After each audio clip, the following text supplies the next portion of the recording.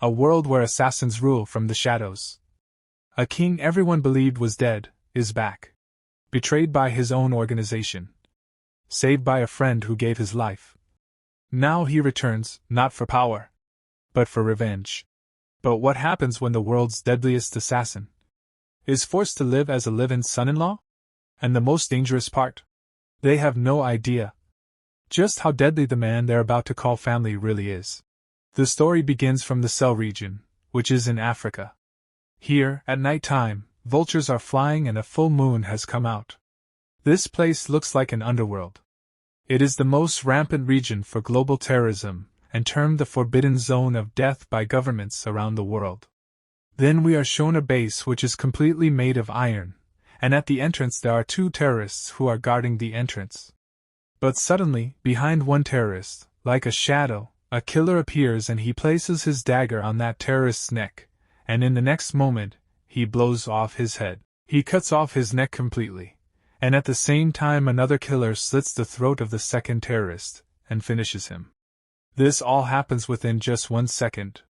Then after killing both of them, the second man calmly places that terrorist's head on the ground and says, "Boss, something does not seem right. Why are there only 2 guards here along the way?" In response to this, the protagonist says, "Be careful, it really does not seem right. The target indicator shows that the item is just ahead." Then the MC and his companion both open the entrance door and peek inside. Inside there is an empty space. Then his companion says, "The item is over there." The thing they were searching for was right in front of them. Then they move forward very silently and carefully and try to open the box, and they succeed in it. Both of them carefully look inside to see what is inside. But suddenly the MC realizes that there is a trap set here, and he gets shocked because inside the box there is a time bomb, which has only 20 seconds left before it explodes. Then he tells his partner, "Red Wolf, we have to run quickly." But Red Wolf says, "Boss, you go first." And as soon as the MC moves out from the entrance, Red Wolf stays there. Seeing this, the MC says, "What are you doing? Hurry up. We have to get out of here quickly." But Red Wolf says, "Boss, you should hurry. You must leave here first, otherwise neither of us will be able to get out." The MC shouts and calls Red Wolf's name, telling him to stop. But now it is already too late. Red Wolf has understood that only one of them can survive, so he stays back to close the entrance and shouts, "Boss, you go!" Then the timer reaches 0, and at the same time the entrance closes, and then a huge explosion happens. Because of this explosion, the entire base gets completely destroyed. With this, a news spreads across the dark web that Wolf King, who is the leader of the Wolf Organization, failed his mission in a small African country and detonated explosives, dying with his body shattered to pieces. Along with this, people on the dark web start chatting among themselves. They are completely shocked, saying how the Wolf King, who was revered as a king of assassins in the assassin world, actually died. Another comment says, "The Wolf King is an S-rank assassin, the globally recognized pinnacle of combat power. What kind of mission did he even go on?" And one user comments, "What a pity. The Wolf Organization will probably be thrown into chaos now." On the dark web, the news has spread that the Wolf King is dead. But in reality, the Wolf King is still alive. He comes out from the ruins and says, "I am the Wolf King, revered by the assassin world as the unmatched king of assassins. Yet I encountered an accident during this operation. My teammate Red Wolf sacrificed his life to save me, allowing only me to survive. After this battle, I was heavily injured. However, during the repair and reconstruction of my meridians, I broke through my limit, connected all my meridians, and actually reached the legendary martial arts realm, the transformation realm. Even so, the current me only wants to live the life of an ordinary person, no longer arrogant.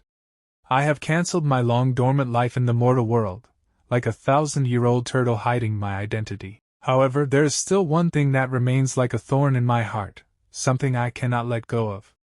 I must complete it." Then the scene shifts to the station exit. After coming out of the station, the MC takes a deep breath. He feels a sense of freedom. There is a smile on his face, and he looks up toward the sky. Then after that, he goes to a taxi driver and tells him an address, saying number 33 Huaxia, Yunnan. The taxi driver understands and says, "Alright, getting." After this, the driver starts driving the car fast and says to the MC, "Young man, judging from your accent, you are not from around here. Coming to willing to visit relatives?" He also says, "Yeah, you can say that." The driver further says, "Trying to climb ties with the Feng family is not that easy, you know." In response, the MC says, "Oh." After some time, they arrive. There are many cars around, and the taxi stops directly near the gate, where 2 bodyguards are guarding the entrance. Then the MC is trying to take out money, but the driver says, "No rush, I will wait for you here. You can pay for the round trip together." In response, the MC says, "What do you mean?" Then the driver says that you will find out soon. Then the MC gets out of the taxi and starts walking toward that big gate, and while going he says, "Looks like the Feng family has a joyous occasion today." The driver is still sitting in the taxi and says, "Today is a big day for the Feng family. Dressed so shabby, you are obviously here to climb the social ladder with the Fengs. If you can even get through the Feng family gates, I will streak naked around Hongsen." He whispers. The MC stands in front of the Feng residence, and seeing this place he says that this is indeed the place. Then he starts thinking, "I need to fulfill my father's dying wish as quickly as possible and then go investigate the incident from back then." That means the MC has come to fulfill his father's last wish. But then the guards stop him right at the gate and ask, "Do you have an invitation?" In response he says, "What kind of invitation?" One bodyguard rudely says, "You are not here for the banquet, then what is your business?" So the MC puts his hand into his pocket and says, "I am here to see Feng Warming, Uncle Feng." Then he shows a photo in which there is a picture of his father and his uncle and says, "The man in the photo is my father." As soon as the bodyguards see the photo, they get a little confused and say, "There is definitely a resemblance." Then the protagonist takes out another proof, a small box, and says, "Once Uncle Feng sees the medal of my father, he will naturally understand my identity." As soon as the bodyguard hears this, his tone changes, and he respectfully takes that medal. That medal is kept inside that small box, and he says, "Please wait a moment. We will inform the master immediately." The MC also says, "Alright, okay." Then inside the Feng family, a banquet is going on. Many people have gathered and are enjoying the party, and they are talking. Time really flies. Another guest says, "It feels like just yesterday Yunnan was a little girl going to school with her backpack, and now she is getting engaged and married." Then we see Yuan, who is looking very beautiful, and she says, "Grandpa, what are you saying? Even if I get married, I will still be a part of the Feng family." Then we are shown the head of the Feng family, who is Uncle Feng. He stands up and raises a cup of wine and says, "Distinguished guests, today is the grand engagement day of my daughter Feng Yu, and the eldest young master of the Wen family, Wen Ziming." Then both Yuan and Ziming stand up and also raise the wine cups in their hands, and Uncle Feng is saying, "Let us all raise our glass and congratulate the 2 young people, and I also wish that the business between our Feng family and Wen family will continue to prosper." Everyone starts cheering and saying congratulations, and they say, "With the marriage alliance between the Feng and Wen family, they will be able to command the wind and rain in Willing City in the future." Everyone is celebrating happily and also saying, "Indeed, indeed," but suddenly a bodyguard comes behind Uncle Feng and quietly says, "Master, something has come up." Uncle Feng looks at the bodyguard. There is a bit of panic visible on the bodyguard's face. Uncle Feng becomes a little confused and asks, "Why are you so panicked? What happened?" Then the bodyguard shows the MC's father's medal to Uncle Feng and says, "Master, there is a young man outside looking for you, and he brought this." As soon as Uncle Feng sees that medal, he is completely shocked and says, This is someone from the Jiang family here." At that moment, Uncle Feng's wife says, "What? Someone from the Jiang family? Why did they have to appear at this critical moment?" And Uncle Feng's daughter becomes surprised and asks, "Mom, what Jiang family? Why did your expression change so drastically? Then her mother explains. Back in the day, your father arranged a childhood betrothal for your sister with the Jiang family's son, Jiang Hao. As soon as the daughter hears this, she is completely shocked and says, What? Then she says to her grandfather, Grandfather, if the visitor really is the son of the Jiang family, you must stand up for my sister. You cannot let her marry a stranger. Then her grandfather says, All right, don't panic. Wenming, you go take a look first. Before leaving, Uncle Feng says, You all stay here and entertain the Wen family for a bit. I will go see the visitor. His wife says, Okay then. After this, he comes to meet the MC, and the bodyguard also brings him into a room. Uncle Feng says, Haoji, it really is you. There is a lot of happiness on Uncle Feng's face, and he says, I have looked so hard for you guys all these years. The MC also becomes very happy seeing Uncle Feng and says, I am late and caused you to worry. Then both of them hug each other. Uncle Feng says, It has been years since we last met, and you are already a grown young man now. By the way, is your father doing well? Why did he not come? In response, the MC pauses for a moment. His facial expression changes, he becomes sad, and in a sorrowful voice he says, My father passed away 10 years ago because his old injury relapsed. As soon as Uncle Feng hears this, he is completely shocked and becomes sad. He places his hand on the MC's shoulder, lowers his face, and says, It's all my fault. Back then, if it were not for saving me, he would not have been injured. Haoji, you must have suffered a lot these past few years. But the MC says, It's fine, it's all in the past. He further says, By the way, Uncle Feng, I came this time to fulfill my father's dying wish. He told me to come find you, saying that once I found you, everything would become clear. After hearing the MC's words, Uncle Feng becomes serious and says, Your father's dying wish. I understand. It's just that right now. At that moment, Uncle Feng's wife also comes there. Uncle Feng looks at her and says, Why are you all out here? Are the Wen family affairs settled? We see that the entire Feng family has come down, his wife says. Yes, we arranged for people to see them off. Then Uncle Feng introduces the MC to everyone, saying, Haoji, this is your aunt and Yuyun. You still remember them, right? You two even played house together when you were kids. As soon as the MC sees Yuyun, he becomes happy and says, Sister Yuyun, it's been years since we last met. You have changed so much, I almost could not recognize you. Yuyun smiles and says, Hello, my childhood memories are a bit blurry too. But her sister is in a completely different mood. She is angry and says in an irritated tone, Showing up after more than 10 years and suddenly appearing today of all days, let me ask you, what did you come here for today?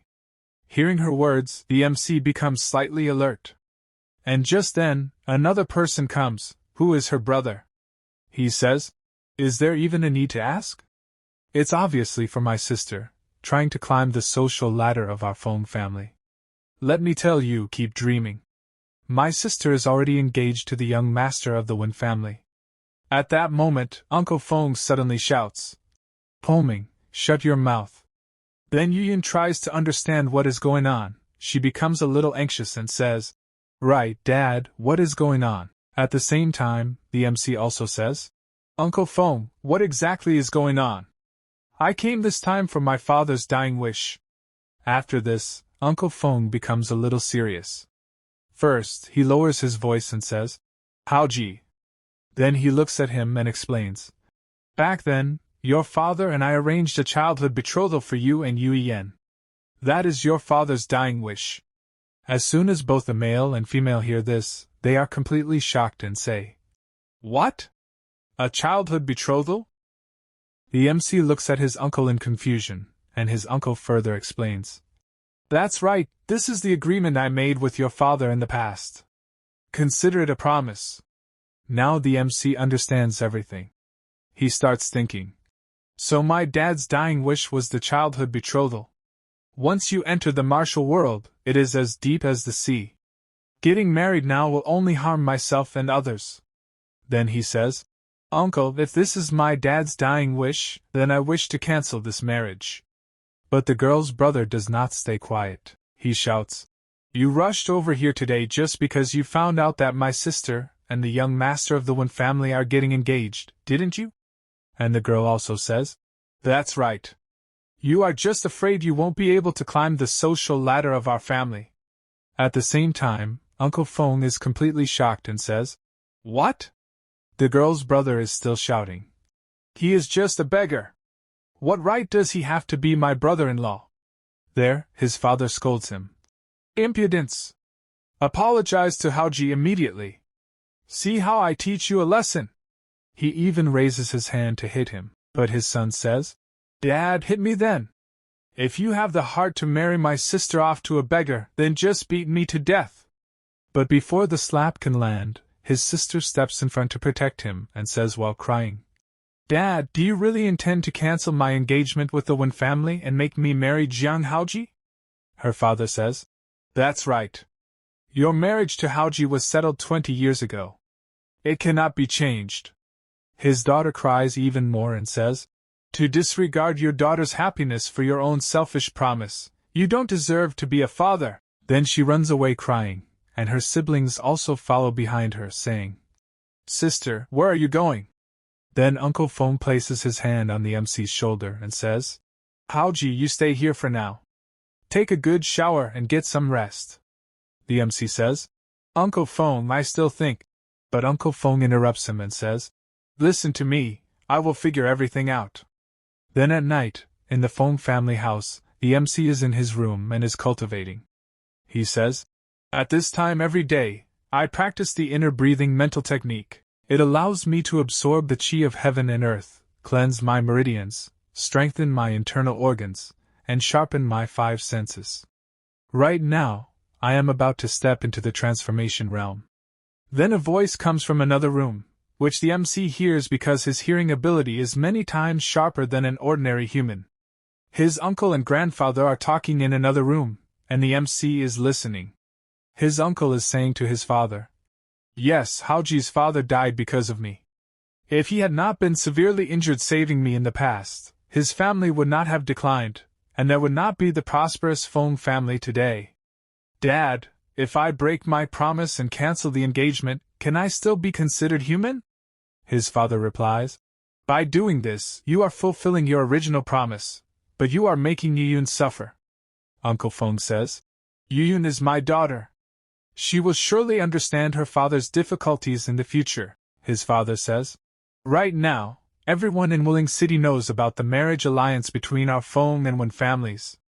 Canceling the engagement now will definitely trigger the Wen family's fury.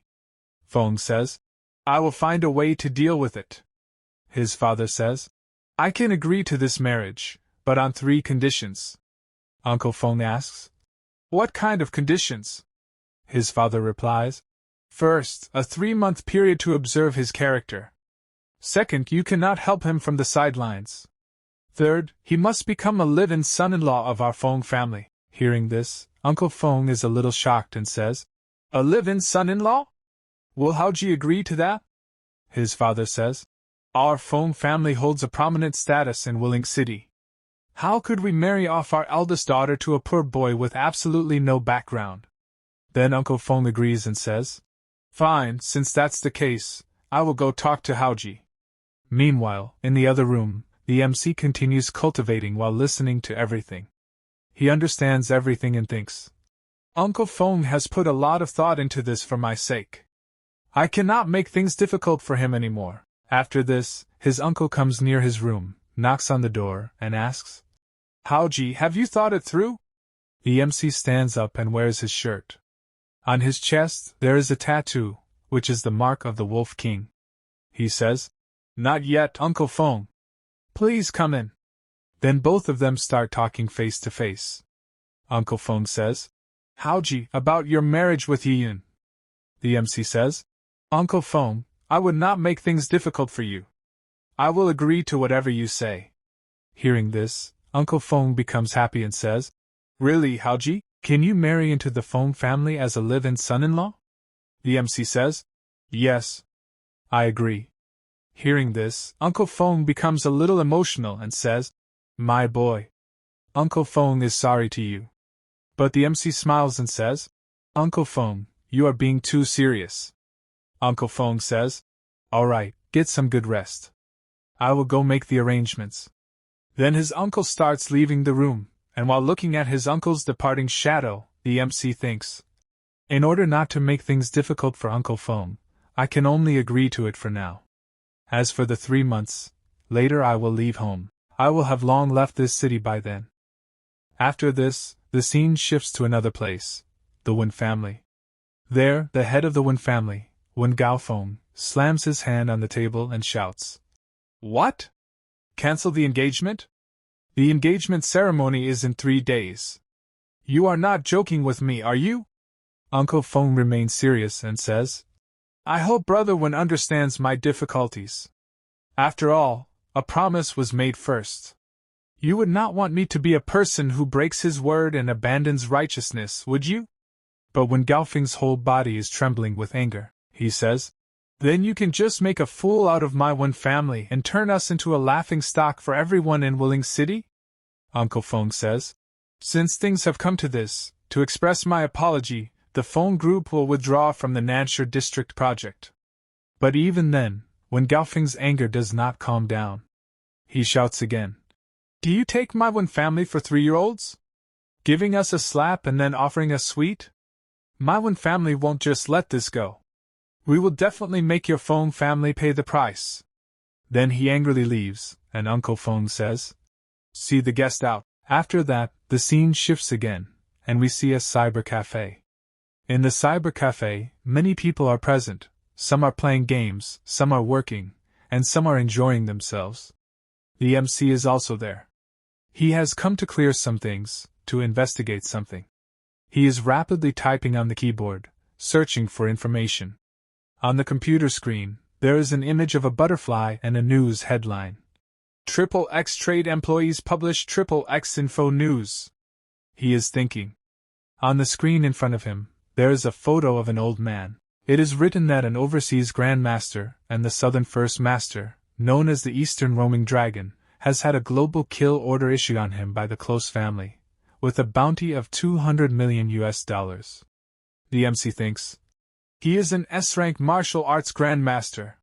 He is worth this price, but why is he being hunted down? So that's why." Then he sees another news. A female student from a certain Huaxia university was raped and murdered, and the suspect was a direct descendant of the Close family. This descendant also sent people to assassinate the female student's mother, who kept trying to file a lawsuit. Pei Yunbai could not stand by, so he assassinated the descendant along with over a dozen of his personal bodyguards. The MC thinks, "Pei Yunbai has a deep-seated hatred for evil, truly worthy of being my master's close friend." But then he sees something that makes his mouse freeze. His eyes stop on the computer screen. He sees, the leader of the Wolf Organization, the Wolf King, has fallen. The number 4 figure of the Wolf Organization, Sidious, has become the new generation's leader of the Wolves. This means that the leader of the Wolf Organization has already changed. At this moment, the MC recalls how he and his close teammate fell into a trap. They tried to escape the blast, but his teammate sacrificed himself to save him. The explosion was massive. Remembering this, the MC becomes extremely angry and thinks, "What's going on? After my death, the number 2 figure, Lone Wolf, should have been the one to succeed me." Then he stands up, becoming serious, and takes a name, Sidious. He thinks, "That mission must have been a setup by someone. I want to see who the traitor in the Wolf Organization is. Rest assured, Red Wolf, I will definitely find out the truth and avenge you." And on that same night, under the silver moonlight, the MC comes out of the internet cafe and starts walking forward. He is thinking, "I will stay here a few more days to track down clues and take some time to familiarize myself with the environment here." As he moves ahead, suddenly a car stops right in front of him. The MC gets a little surprised. Just then, 2 thugs come out of the car. They look at the MC and say, "Buddy, do us a favor and come with us." Then both of them pull out daggers and start smiling, showing them to the MC, but they have no idea who the MC really is or what he is capable of. One of the thugs comes closer to the MC and says, "Kid, if you dare to resist again, I will stick a white blade in and pull a red blade out." The MC thinks, "Looks like they are just ordinary thugs. I cannot expose my identity like this. Let's see what they want to do first." So the MC pretends to cooperate. He raises his hands and says, "You two, let's talk this out. Don't use violence." The other thug says, "Quietly get in the car." As the car door opens and the MC looks inside, he sees that there is already another hostage sitting inside. She is a girl. Her mouth is taped shut, and she is crying. She has also been kidnapped. Then all of them get into the car, and one thug takes out a rope to tie the MC. But before that, the MC says, "Guys, if you are robbing me, I only have $300 in my pockets. I can give it all to you." But the thug says, "Shut up. Don't try any tricks. We are not grabbing you for your $300. Hearing this, a faint smile appears on the MC's face. He looks at them and says, "If not for money, then why are you grabbing me?" The other thug replies, "Don't ask so many questions. You will find out when we get there. After it's done, we will even give you a large sum of money." Hearing this, the MC becomes slightly surprised, but he continues to cooperate with them. The thugs make him sit inside the van and take him somewhere else. But they have no idea what is about to happen to them, or to the person behind all of this. The next scene shifts to another place. This place is actually the same girl's house, the girl who was kidnapped earlier. Inside the house, several elders are sitting together. Her grandfather, father, and uncle are all gathered there with tense expressions on their faces. Then the grandfather suddenly asks, "Have you found anything yet? Did you figure out who kidnapped her?" Immediately, someone answers from the front, "I already contacted all of my connections and friends, but none of them know anything." Right at that moment, another man suddenly stands up in panic. Then the old man says in a serious voice, "We must prepare for both possibilities. We need to find the kidnappers and the reason behind this immediately." At the same time, the slightly fat man beside him also rises from his chair and says, "Dad, several major projects in the company are in their final stages right now. We really don't have 500 million available on the books." But the old man narrows his eyes and asks, "Then what do you suggest we do?" The fat man immediately replies, "Negotiate with the kidnappers and lower the ransom to 100 million. The moment he says that, the man standing beside him becomes furious. He looks completely shocked and shouts, "What are you saying? Irresponsible older brother! If it wasn't my daughter Yao Yao who got kidnapped but your son Jiang Feng instead, would you still say the same thing?" That makes it clear that the glasses-wearing man is Yao Yao's father. But the fat man coldly answers, "Even if Jiang Feng were kidnapped, I would still do exactly the same thing." Hearing those words, Yao Yao's father becomes extremely angry. However, before the argument can continue, the grandfather suddenly slams his hand onto the table and roars, "That's enough! Stop arguing!" Then he says firmly, "No matter what method we use, find a way to gather the 500 million. Money is just money. But if she's gone, then she's truly gone." After that, the scene shifts toward the kidnappers' hideout. Their vehicle drives through the giant gate of an abandoned factory-like area. The place is completely isolated and eerie. Then the kidnappers drag both the kidnapped MC and the girl out of the car. The MC quietly observes the surroundings. He remains silent the entire time, cooperating calmly without resisting. Right after that, the cloth covering Yao Yao's mouth gets removed. The moment the tape comes off, the poor girl immediately screams in fear, "Help! I'm being kidnapped!" But honestly, the girl is foolishly panicking. They brought her to a completely deserted place. Nobody can hear her here, and nobody is coming to save her.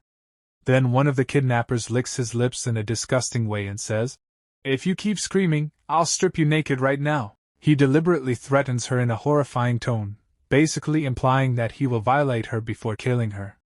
Hearing that, the girl becomes even more terrified and hurriedly says, "Don't come near me.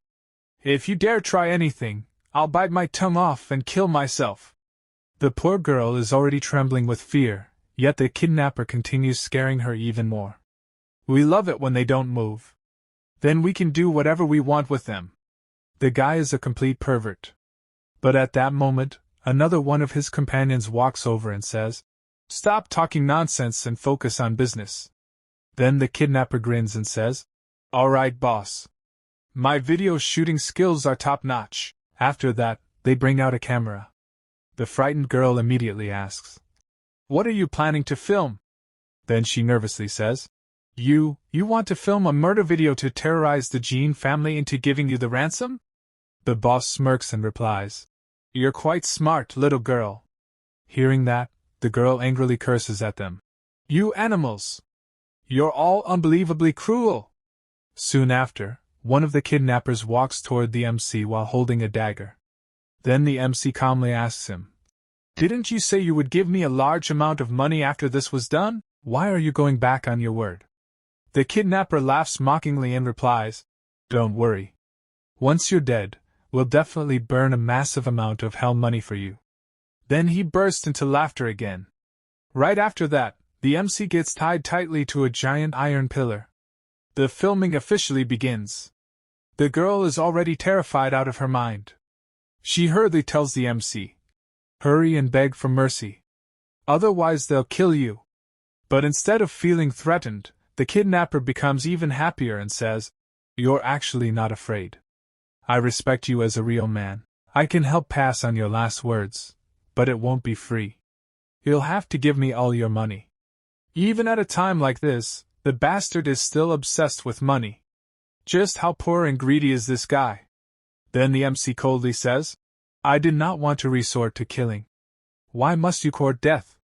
The kidnapper immediately bursts out laughing. Is this guy really a complete idiot? Bargaining shamelessly at death's door?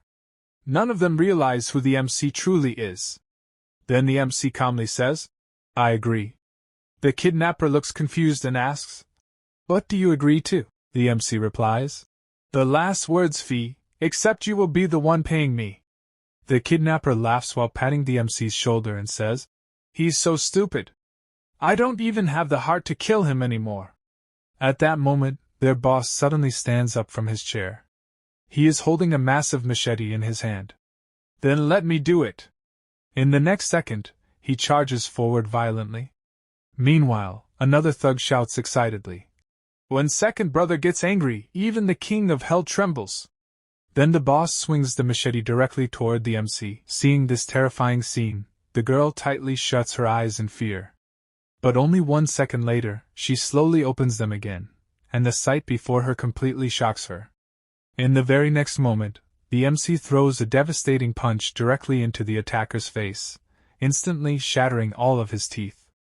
The man gets blasted backward and crashes onto the ground unconscious. All of the other thugs are completely stunned. Second brother is dead? With just a single punch, the MC completely destroyed him. Immediately after that, another man pulls out a gun and shouts, "Brothers, I'm going to shoot this bastard dead." But right at that moment, something falls near the MC's feet. The MC instantly kicks the piece of metal lying on the ground. The iron fragment shoots forward at terrifying speed and slams directly into the gunman's hand. In a single instant, the thug's hand gets horribly mangled, blood sprays everywhere, and the gun falls from his grip.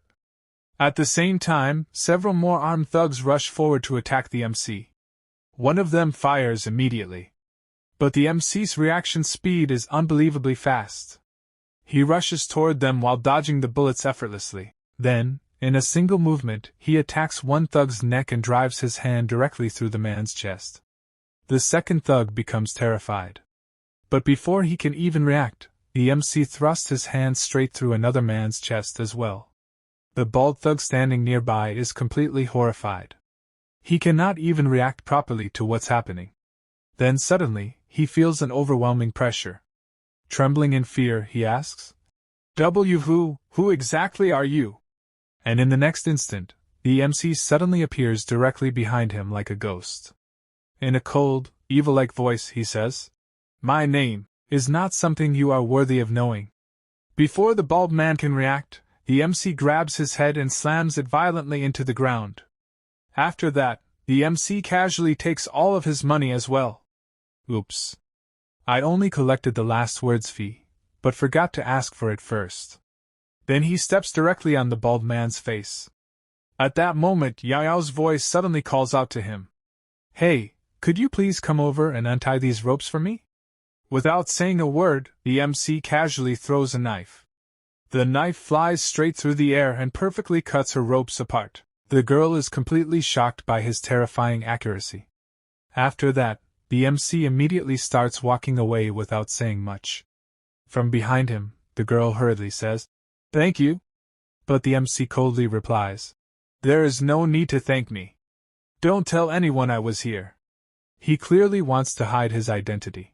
After saying that, the boy simply leaves. Some time later, police and emergency vehicles arrive at the scene. Yao has already been rescued and is now sitting beside an ambulance, wrapped in a blanket. Soon, her grandfather and father arrive as well. The moment her grandfather sees her safe, he becomes emotional. The girl immediately runs into her grandfather's arms. Tears fill her eyes as she cries uncontrollably. At that moment, a police officer walks over and asks, "Miss Jean, what kind of person killed these kidnappers and saved you?" The girl first wipes the tears from her eyes before replying. "He was masked? I didn't see his face." The officer continues, "Then what was his build like?" The girl calmly answers, "Chubby and very short. He should be a middle-aged man in his 40s. From behind her, the grandfather nods and supports her statement. "Yes." After that, the scene shifts once again. Very late at night, the girl has already returned home. Her grandfather is now sitting across from her. Then the old man slowly begins questioning her. Yao, I watched you grow up. I understand your temperament and personality better than anyone. You lied to the police today, didn't you?" The girl lowers her head slightly and says, "I actually saw my savior's face, but he saved me. I cannot repay kindness with betrayal and enmity." The grandfather nods slowly and says, "It is naturally a good thing that you kept your promise and understand how to repay kindness." Then his expression becomes serious. "But Grandpa also needs to remind you, our Jean family is a prestigious family. It's still unclear whether that savior rescued you out of pure confidence, or if he has some alternative motive." The girl quietly responds, "Grandpa, I understand." The old man then says gently, "You've had a difficult day today. Go back to your room and rest early." After that, the girl returns to her room. She closes the door behind her and leans against it silently. Then she falls deep into thought. Did he really have some alternative motive in saving me? Meanwhile, after Yao leaves, another man walks over toward the old man and says, "Elder Jean." The old man immediately orders, "Starting tomorrow, you will personally be responsible for protecting Yao's safety. There cannot be a single mistake again." The man respectfully nods. "Rest assured, Elder Jean. Do you have any other orders?" The old man's face turns serious again as he says, "Secretly investigate who exactly killed those kidnappers and saved Yao today." Meanwhile, on the other side, the MC is rapidly running through the streets at incredible speed. He is using his movement technique and lightness skill called scheming shadow step. His body moves like a shadow in the night, and within a short amount of time, he arrives near his future father-in-law's house. Then he opens the gate and walks inside. The moment he enters, his future in-laws are already sitting there waiting for him. Suddenly, the young man there immediately shouts angrily, "Grandpa! Does Jiang Hao really take our Feng family seriously? He just entered our doors yesterday, and today he dares to come back this late." The MC calmly replies, "Do the Feng family rules specifically stipulate a return time at night?" Hearing that, his future brother-in-law becomes even angrier. But before he can continue, Uncle Feng suddenly says, "Insolent. Even though Haozi hasn't married your sister yet, you should still call him brother-in-law. How can you be so rude?"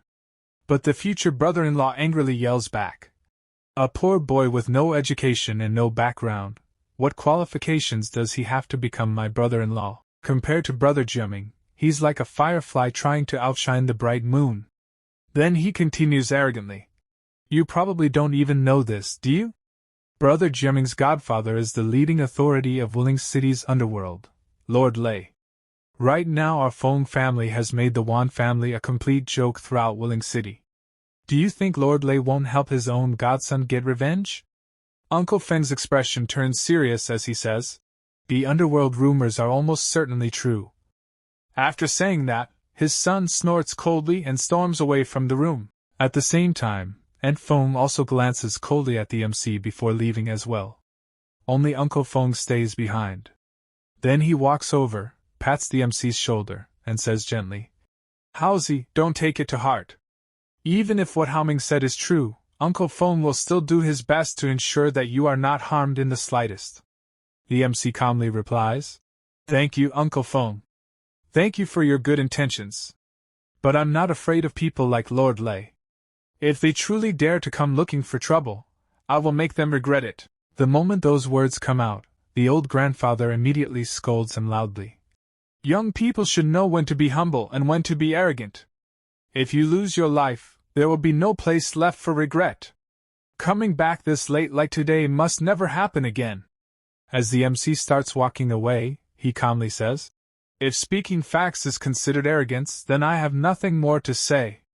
Uncle Feng, I'll return to my room first. Then he leaves. After that, only the old man and Uncle Feng remain in the room. Uncle Feng sighs softly before saying to his father, Dad, Haozi is still young and proud. Please don't take it to heart. But the old man's expression becomes heavy as he says, I only hope this child coming into our Feng family will not become a disaster for the Feng family. The next morning arrives. The city looks calm and beautiful under the early sunlight. At this moment, the MC is standing outside a house gate while quietly thinking. There's no mistake. This is where Red Wolf's family used to live. Then he frowns slightly. But why is nobody home? Just then, a nearby shop owner auntie notices him. She is sitting outside on a chair near her small store. Then she says, Young man, you came too late. Their family moved away over a year ago. Hearing that, the MC becomes slightly surprised. He walks closer and politely asks, Ma'am, do you know where they moved to? The woman is carrying her child in her arms while replying, I don't know about that. But there's a girl nearby who was very close to their family. She might know. Then she looks at him again and says, It's just that the girl has only been coming back once every 10 days or half a month recently. After hearing that, the MC immediately takes out a thick stack of cash and hands it to her. In that case, ma'am, when that girl comes back, please give me a call. The moment she sees the money, the woman happily grabs it and smiles brightly. All right. No problem at all. Money truly can change people's attitudes instantly. After that, the MC quietly stands there for a moment and falls into deep thought. Why would Red Wolf's family suddenly move away so mysteriously? Then he slowly starts walking away while thinking. Could it be related to the attack on Red Wolf and me? Soon, the scene shifts toward a luxurious hotel building. Inside one of the rooms, Jiaming is currently with another woman after spending the night together. At that moment, knocking sounds suddenly come from the door. Jiaming wakes up irritably and curses. Who's the blind idiot disturbing good people while we're having sweet dreams this early in the morning? Then he walks over and opens the room door. Standing outside is one of his men, Qingzi. Jiaming immediately asks, Is there any news regarding the matter I told you to investigate? The man quickly reports, That kid's name is Jiang Hao. A high school dropout. His father was Feng Wenming's former comrade in arms. After his father died from illness and injuries, his mother abandoned him, and the kid disappeared without a trace. Then he continues, Rumors say he smuggled himself overseas to work illegally. Since he suddenly appeared now, he must have found out about your engagement with Miss Feng. The moment Jiaming hears that, his face twists with rage. He clenches his fists tightly and grits his teeth while saying, That low-life trash is worse than a toad. He's a cockroach, a piece of shit. Then Qingzi asks coldly, Young Master Wan, how about I quietly finish him off? But Jiang waves his hand and says, "Let's try peaceful measures before resorting to force. I want to go see Union first." Soon after that, Jiang arrives to meet Union. The two of them sit together quietly while drinking tea. However, the girl looks slightly sad. Then she softly asks, "Brother Jiang, what's the matter? Why did you ask me out today?" Jiang stares directly at her before asking, "Yuner, are you really going to listen to your father's arrangement and marry that poor stranger?" The girl lowers her head slightly before replying, "Jiang Hao's father died early while trying to save my father. This is what our Feng family owes the Jiang family." Before she can continue, Jiang suddenly stands up and says emotionally, "Yuner, let's elope. Once everything is done, we can come back later." But Yuner immediately lowers her head even more and softly says, "No, that would make my dad look unrighteous. My father values promises more than anything. Doing that would basically kill him." Jiang clenches his teeth tightly. "Then what about me? If the Wan family's engagement gets broken off by the Feng family, wouldn't I become the biggest joke in all of Wuling City? Tell me, who will compensate me for that?" The girl's eyes slowly become red as she says, "Brother Jiang, I apologize to you on behalf of my dad." Then tears begin falling from her eyes as she turns around and starts leaving. Our relationship ends here. You should accept reality too. Jiang remains standing there while grinding his teeth in anger. But then he suddenly picks up his phone, dials a number, and coldly says, "Qingzi, execute Plan B." But what exactly is Plan B? Nobody knows yet. After that, the scene shifts once again. Late at night, the MC suddenly receives a call from the same shop owner lady. Excitedly, she says, "Young man! Come quickly! That girl is back!" The moment the MC hears that, he immediately replies, "Thank you, ma'am. I'll be right there." After hanging up, he quickly changes clothes and rushes downstairs. At that moment, Uncle Feng is downstairs drinking tea. Seeing him leave so late, Uncle Feng asks, "Haozi, where are you going at this hour?" The MC calmly replies, "Uncle, I'm going out for a run." Then he immediately leaves. Outside, he stops a taxi. The driver asks, "Buddy, where are you headed?" The MC answers, "Taeyong Road." The driver nods. "All right, get in." But the moment the MC enters the taxi, he notices another rough-looking man already sitting inside. Then the taxi driver awkwardly explains, "Sorry, buddy, the taxi industry is in a slump right now, so I'll be picking up another passenger along the way." Soon, the taxi starts moving. However, after some time, it feels like the driver is taking a completely different route. The MC's eyes narrow slightly as he asks coldly, "Where exactly are you guys heading?" MC had already started feeling that something was wrong. Then the taxi driver casually said, "Taking this brother home, he lives in quite a remote area." It was obvious he was making excuses. Meanwhile, the man sitting inside the taxi clearly looked like a thug. The MC narrowed his eyes and calmly said, "This is the complete opposite direction of Shaoyang Road. Won't you lose money driving this far out of your way?" His gaze turned cold. "Who exactly are you?" The thug sitting beside him suddenly patted his shoulder and grinned. "To tell you the truth, our boss wants to see you," the taxi driver also added. "Don't rush. We'll be there soon." The MC silently accepted it and said nothing. A while later, the taxi finally stopped in front of a massive villa. The MC stepped out. The taxi driver pointed toward the entrance. "The boss said you have to go in alone." He smirked. "Don't worry. As long as you're obedient, our boss won't even lay a hand on you." The MC calmly walked forward. Soon, he arrived at the door. A man standing outside immediately opened it for him. The MC stepped inside and thought, "I'd like to see who exactly wants to meet me." As he walked further in, he noticed two people sitting comfortably on a sofa. One of them was Xiaming. The MC frowned. "Who are you?" "I don't know you." Xiaming sat there lazily and smiled. "You don't know us." His smile slowly widened. "But we know you." He raised his wine glass. You're the future living son-in-law of the Feng family. The MC's eyes narrowed. I know who you are now. His tone turned cold. So speak. Why exactly did you bring me here? Xiaming slowly stood up and walked toward him. A wine glass rested casually in his hand. How are you worthy? He sneered. A poor loser like you can't even get close to Uncle Feng, let alone get a wife. His face darkened with humiliation. Losing to trash like you is the greatest humiliation of my life. The MC calmly asked. So what exactly did you bring me here for? Xiaming's face immediately turned cold. Leave a finger behind. His voice became threatening. Leave the Feng family. And crawl back to wherever you came from. At that moment, his bald thug also stepped forward and stood in front of the MC. The MC remained completely confident. And what if I don't agree? Xiaming burst into loud laughter. So you want to do this the hard way? He turned toward the thug. Qingzi, teach him how to behave. The bald thug cracked both of his fists together. Crack. Crack. But just then.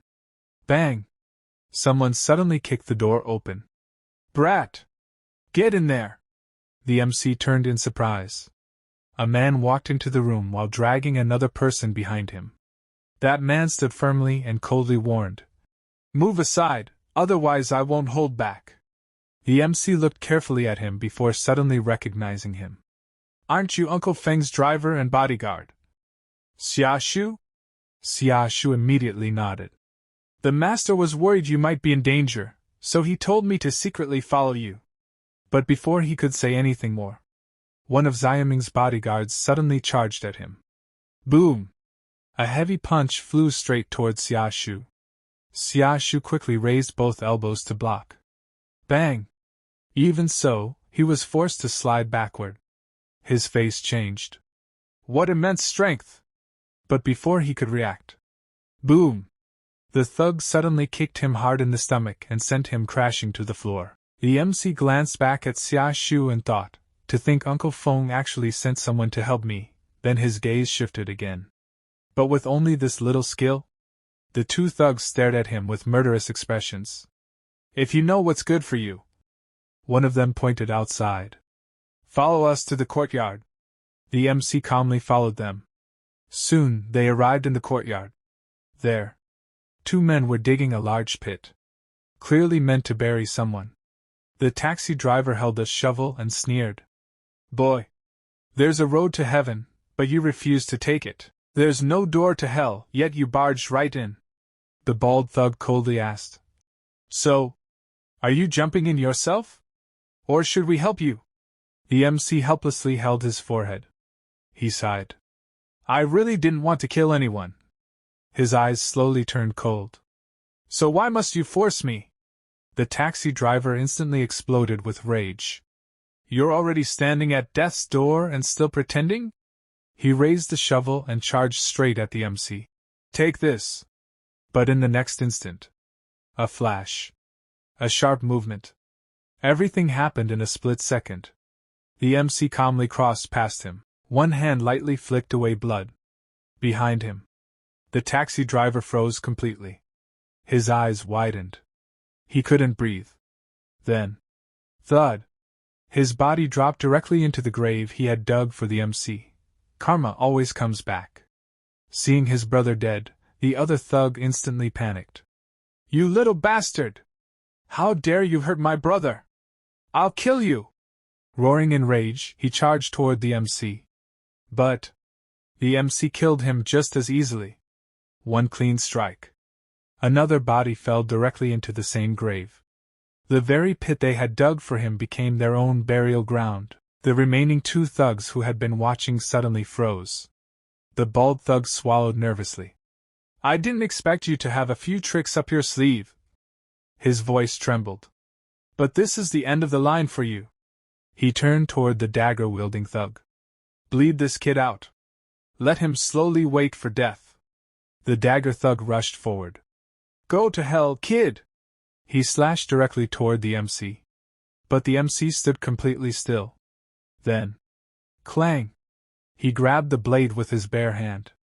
The thug froze. Before he could react, the MC grabbed his face with the other hand.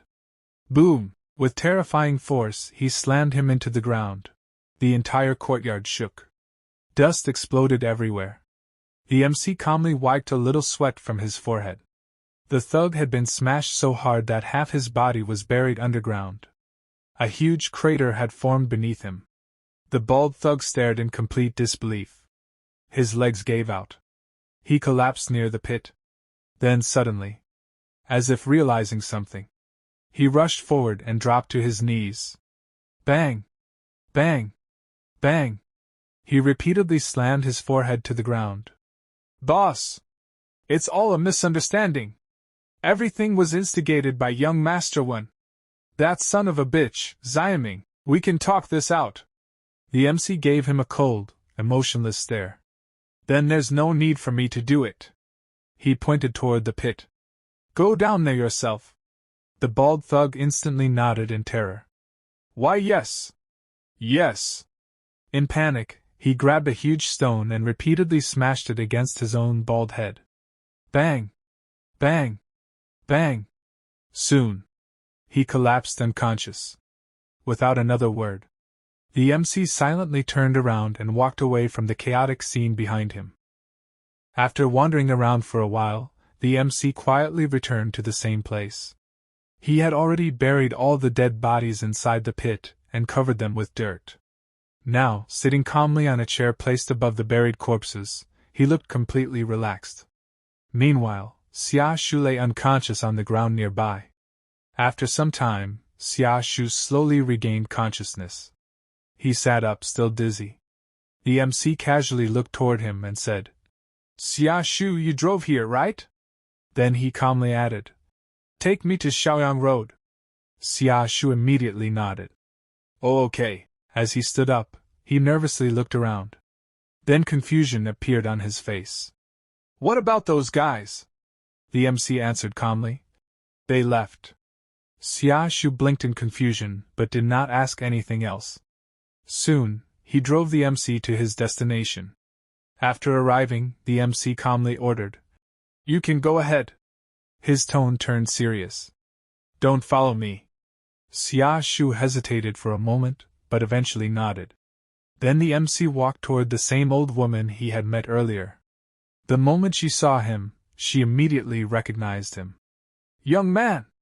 She quickly stood up and looked at him strangely. Why are you only arriving now? That girl has already been back for quite a while. The MC nodded politely. Got it. Thank you, ma'am. After that, he walked toward the girl's house and knocked on the door. Knock. Knock. Soon the door opened. A young girl stepped outside. Who are you looking for? The MC looked at her carefully. You must be Sun Xian, right? The girl froze. A strange look immediately appeared on her face. You have the wrong person. She shook her head. I don't know any Sun Xian. The MC calmly continued. I'm your brother's best friend, Jiang Hao. Then he slowly took out a jade pendant. This is your brother's jade pendant. The moment she saw it, her expression changed. She instantly recognized it. That really was her brother's pendant. Worry immediately filled her face. Where is my brother right now? The MC went silent for a moment. Then he forced a small smile. Your brother is currently very busy. He can't return for now because of work. So he asked me to check on you. The girl instantly relaxed. As long as Big Brother is okay. She quickly moved aside. Brother Jiang, please come in. She looked embarrassed. I was rude earlier. The MC stepped inside. But the moment he entered, he noticed an old woman lying sick in bed. She looked extremely weak. The MC frowned slightly. Why don't I see your younger brother, Sun Lei? The girl's expression immediately darkened. Lazy. But before she could continue, bang! Someone suddenly rushed inside in panic. Sister Xian! This is bad! A young man came running through the door. Something happened to Brother Lei! The girl quickly stopped him. Dongji, calm down! Take a breath first. Then she anxiously asked. What happened to Lei Zi? Dongji nervously explained. Brother Lei's business was doing perfectly fine. But another boss in the fresh produce market came looking for trouble. He claimed Brother Lei was monopolizing the market. He demanded 1 million in compensation and told him to get out. Brother Lei naturally refused, and they started arguing. His face turned ugly. But who knew the person backing them? His voice trembled. Would be Black Panther. The moment the girl heard that name, her face instantly turned pale. Soon, the scene shifted. The three of them were sitting inside a van. As they drove, the girl explained everything to the MC. A year and a half ago, our mother became seriously ill. So Sun Lei had no choice but to take a high-interest loan from the black market. She clenched her fists. But they tampered with the loan contract. We can't even afford the interest anymore. Her voice turned bitter. Black Panther runs the loan shark business. A while later, the van stopped in front of a luxurious entertainment venue. Passion Flying Bar. The three stepped out. The MC turned toward Dongji. Wait outside. Dongji hesitated. But, the girl quickly interrupted. It's dangerous inside. Dongji, just listen to Brother Jiang. Reluctantly, he agreed. Soon, the MC and the girl entered the bar. The moment they stepped inside, countless eyes turned toward the unfamiliar faces. The atmosphere was chaotic.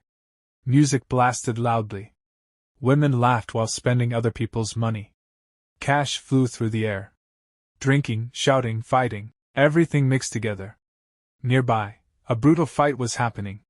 One muscular man was beating a bald man badly before finally knocking him down. Cheers instantly erupted. Meanwhile, inside a private area, loud laughter echoed. There, a bald man sat comfortably on a sofa while puffing on a cigar. Across from him sat a well-dressed man in a suit calmly drinking wine. The bald man grinned arrogantly. Old Zheng, I heard the karate master you hired from Japan at a huge price is pretty strong, right? The suited man smiled. He really is. Just then, one of the bald man's lackeys rushed over. Brother Bao! Sun Lei's sister is here! The bald man waved lazily. Let her in. Soon. The thug brought both the girl and the MC over.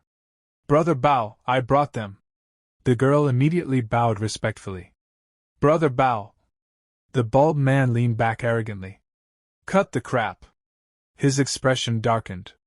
Pay the money. Or say goodbye to Sun Lei's tendons. The MC calmly stepped forward. Brother Bao. We're here to resolve the debt issue. There's no need for violence. But instantly, one of the thugs stepped forward aggressively. Kid! Are you tired of living?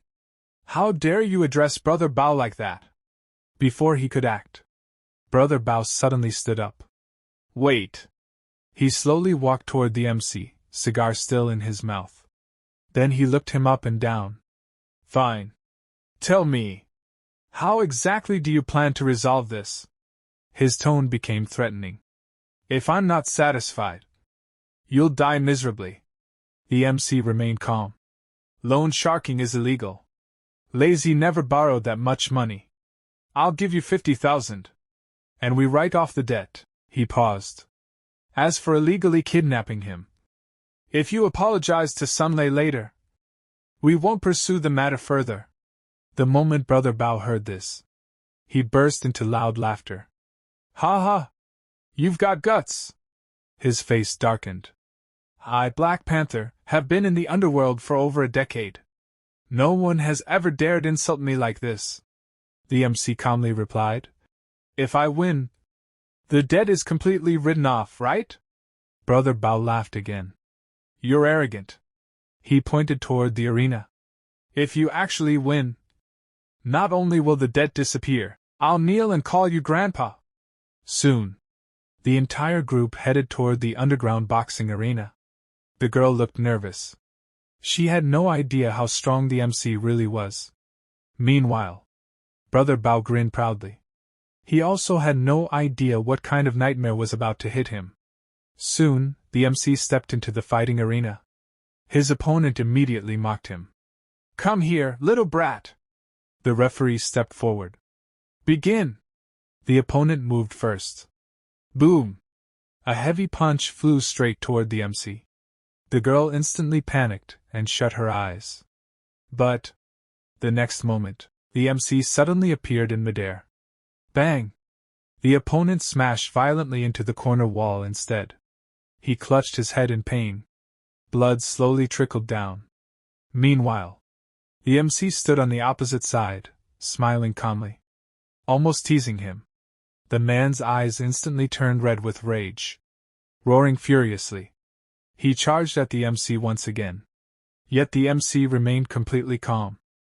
Because of the kick MC landed in the fighting arena, the second fighter staggered backward while clutching his head. However, his anger did not calm down. Instead, it grew even stronger because blood was streaming from his head. Enraged, he charged at MC once again. But this time, MC effortlessly stopped his punch with just one hand. Then he drove a powerful punch straight into the fighter's stomach. Immediately after that, he landed a vicious uppercut on his chin, followed by a crushing kick to the side of his elbow. In the next moment, MC unleashed a relentless storm of kicks, battering the fighter without giving him any chance to recover. Finally, with one devastating finishing blow, he sent the man flying through the air, throwing him completely out of the ring. The gang leader, who was watching from the side, was utterly shocked when he saw his own fighter defeated so decisively. MC then stood directly in front of him and calmly said, "Someone who hasn't even entered the blood and chi realm is already considered an expert." The bald gang boss was completely stunned. He muttered in disbelief. "How is this even possible?" Meanwhile, the young woman watching the fight was overjoyed. After witnessing MC's fighting style, she was completely amazed. On the other side, the man wearing the suit smiled quietly, realizing that MC was far from an ordinary person. MC stepped out of the ring and walked straight toward the bald boss. Looking him in the eyes, he said, "It's time to fulfill your promise. Kneel down and call me Grandpa." But how could the boss surrender so easily? He immediately pulled out a gun and pointed it at MC. With a hateful expression, he declared that he didn't like MC at all and completely despised him. Behind MC, the young woman became worried for his safety, but MC remained perfectly calm. He casually pulled out a small blade and said, "I really don't want to kill anyone, but you're forcing my hand." The bald boss paid no attention to his warning and instantly pulled the trigger. The bullet shot straight toward MC at incredible speed. But in the very next moment, MC's expression sharpened. With a single swift motion, he sliced the bullet cleanly into two pieces and hurled his knife directly into the bald boss's head. The blade buried itself in his skull, ending his life on the spot. Everyone around was thrown into complete panic because a murder had just taken place. When the boss's subordinates realized that their leader was dead, they became even more terrified. They immediately dropped to their knees before MC and desperately begged him to spare their lives. At that moment, the man in the suit stepped forward and said, "Brother, I have a proposal. I'm not sure whether I should bring it up." MC replied, "Go ahead." The suited man then explained, "Wasn't your friend kidnapped by Black Panther? You can have these people help secure that person's release. There are security cameras all over this bar, so the fact that you killed Black Panther definitely cannot be hidden. But I can help you take care of the aftermath." MC looked at him and asked, "Why should I trust you?" The man smiled and answered, "You're a smart person. I simply want to make a friend and help each other out. Who knows? Maybe someday in the future I'll need your help as well." After hearing that, MC accepted the proposal and told the man to handle the entire situation. The suited man gladly agreed to the arrangement. MC then left with the young woman by his side. As he watched them walk away, the suited man thought to himself, "This man is extraordinary. I believe we'll meet again very soon." The scene then shifts to the next day, where the entire Feng family is gathered together for breakfast. Suddenly, the young woman sitting at the table says, "It's all because of him that my sister has been staying at a hotel and refuses to come back. I haven't seen her in so long." Uncle Feng immediately responds, "No one will think you're mute if you don't speak." At that moment, MC stands up and says, I'm full. I'm going out for a walk. However, just as he is about to leave, Uncle Feng stops him. MC asks what the matter is, and Uncle Feng hands him an important document, explaining that it is urgent and asking him to deliver it to Yun. MC agrees to do it. Uncle Feng tells him, I'll arrange everything. I'll give you Yun's phone number as well as the company's address. After taking the documents, MC prepares to leave, but from behind, Yun's younger sister mutters, Sooner or later, I'll make him get the hell out of our house. Sometime later, MC arrives at the company. After entering the building, he tells the receptionist that he has come to deliver some documents sent by President Feng. The young woman politely points him in the right direction and informs him that he needs to go upstairs. MC thanks her and heads straight toward the elevator. But just as the elevator doors open, a tall and heavily built man steps out. He is dressed in a suit, wearing a hat and black sunglasses. The moment MC sees him, he recognizes him immediately and thinks to himself, Black Phantom, an internationally wanted A-rank assassin. Why did he come to Willing? Could he be here hunting for a woman? With that thought lingering in his mind, the elevator doors quietly close. After that, MC walked straight to Yubin's office, opened the door, and entered without hesitation. Seeing this immediately irritated Yubin, and she said, Next time, at least knock before coming in or ask for permission. MC did not say much. He simply replied, I brought the documents you asked for. Yubin answered, They've already been delivered, so you can leave now. However, MC did not forget to tease her. He said, Yubin, at the very least, you should know how to treat your guests properly. Hearing that, she fell silent. MC then took another step forward and warned her. The situation outside isn't very safe right now. Before going out for business matters, you should be more careful. After saying that, he turned around and started walking away. But Yubin called out, Jiang Hao, you're too pretty for a man to actually curse a girl with such vicious words. MC calmly replied, I'm not cursing you. I'm only telling you to be careful.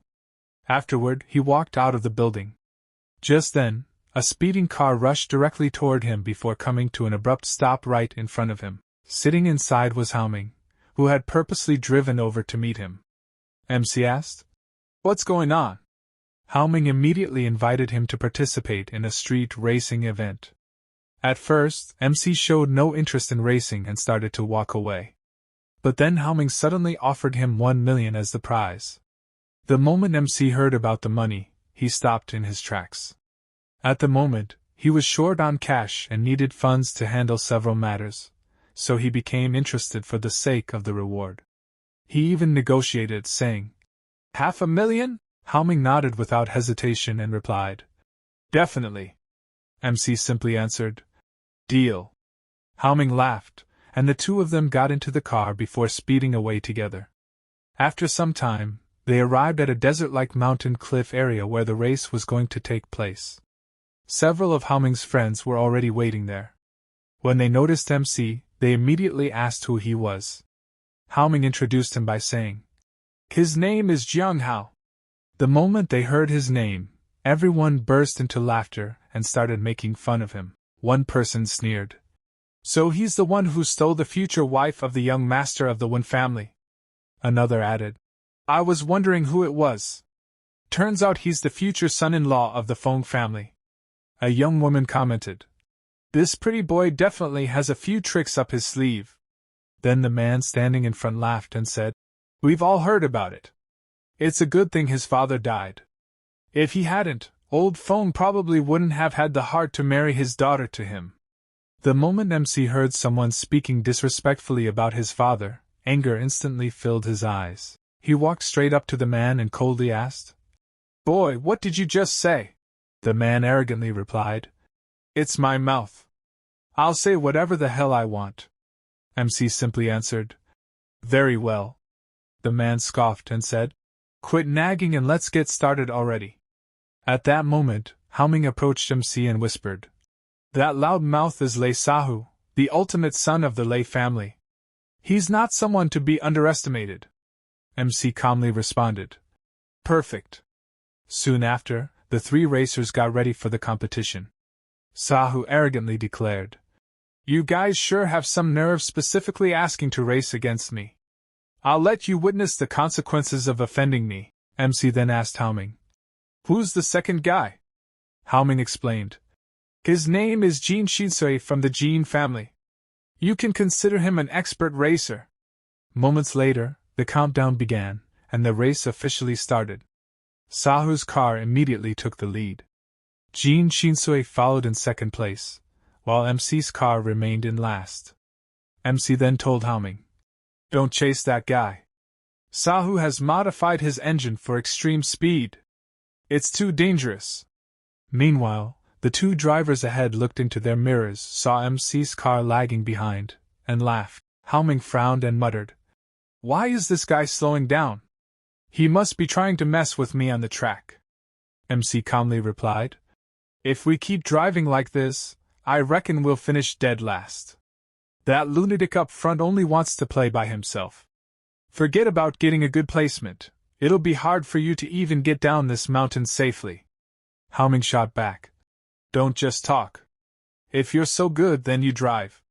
The instant he said that, MC shoved Haoming toward the back seat, slid into the driver's seat himself, and ordered, "Get in the back. I'll drive." Haoming stared at him in disbelief and exclaimed, "Are you out of your mind? Are you trying to get us killed?" MC ignored him completely, and took full control of the wheel. He immediately accelerated at incredible speed.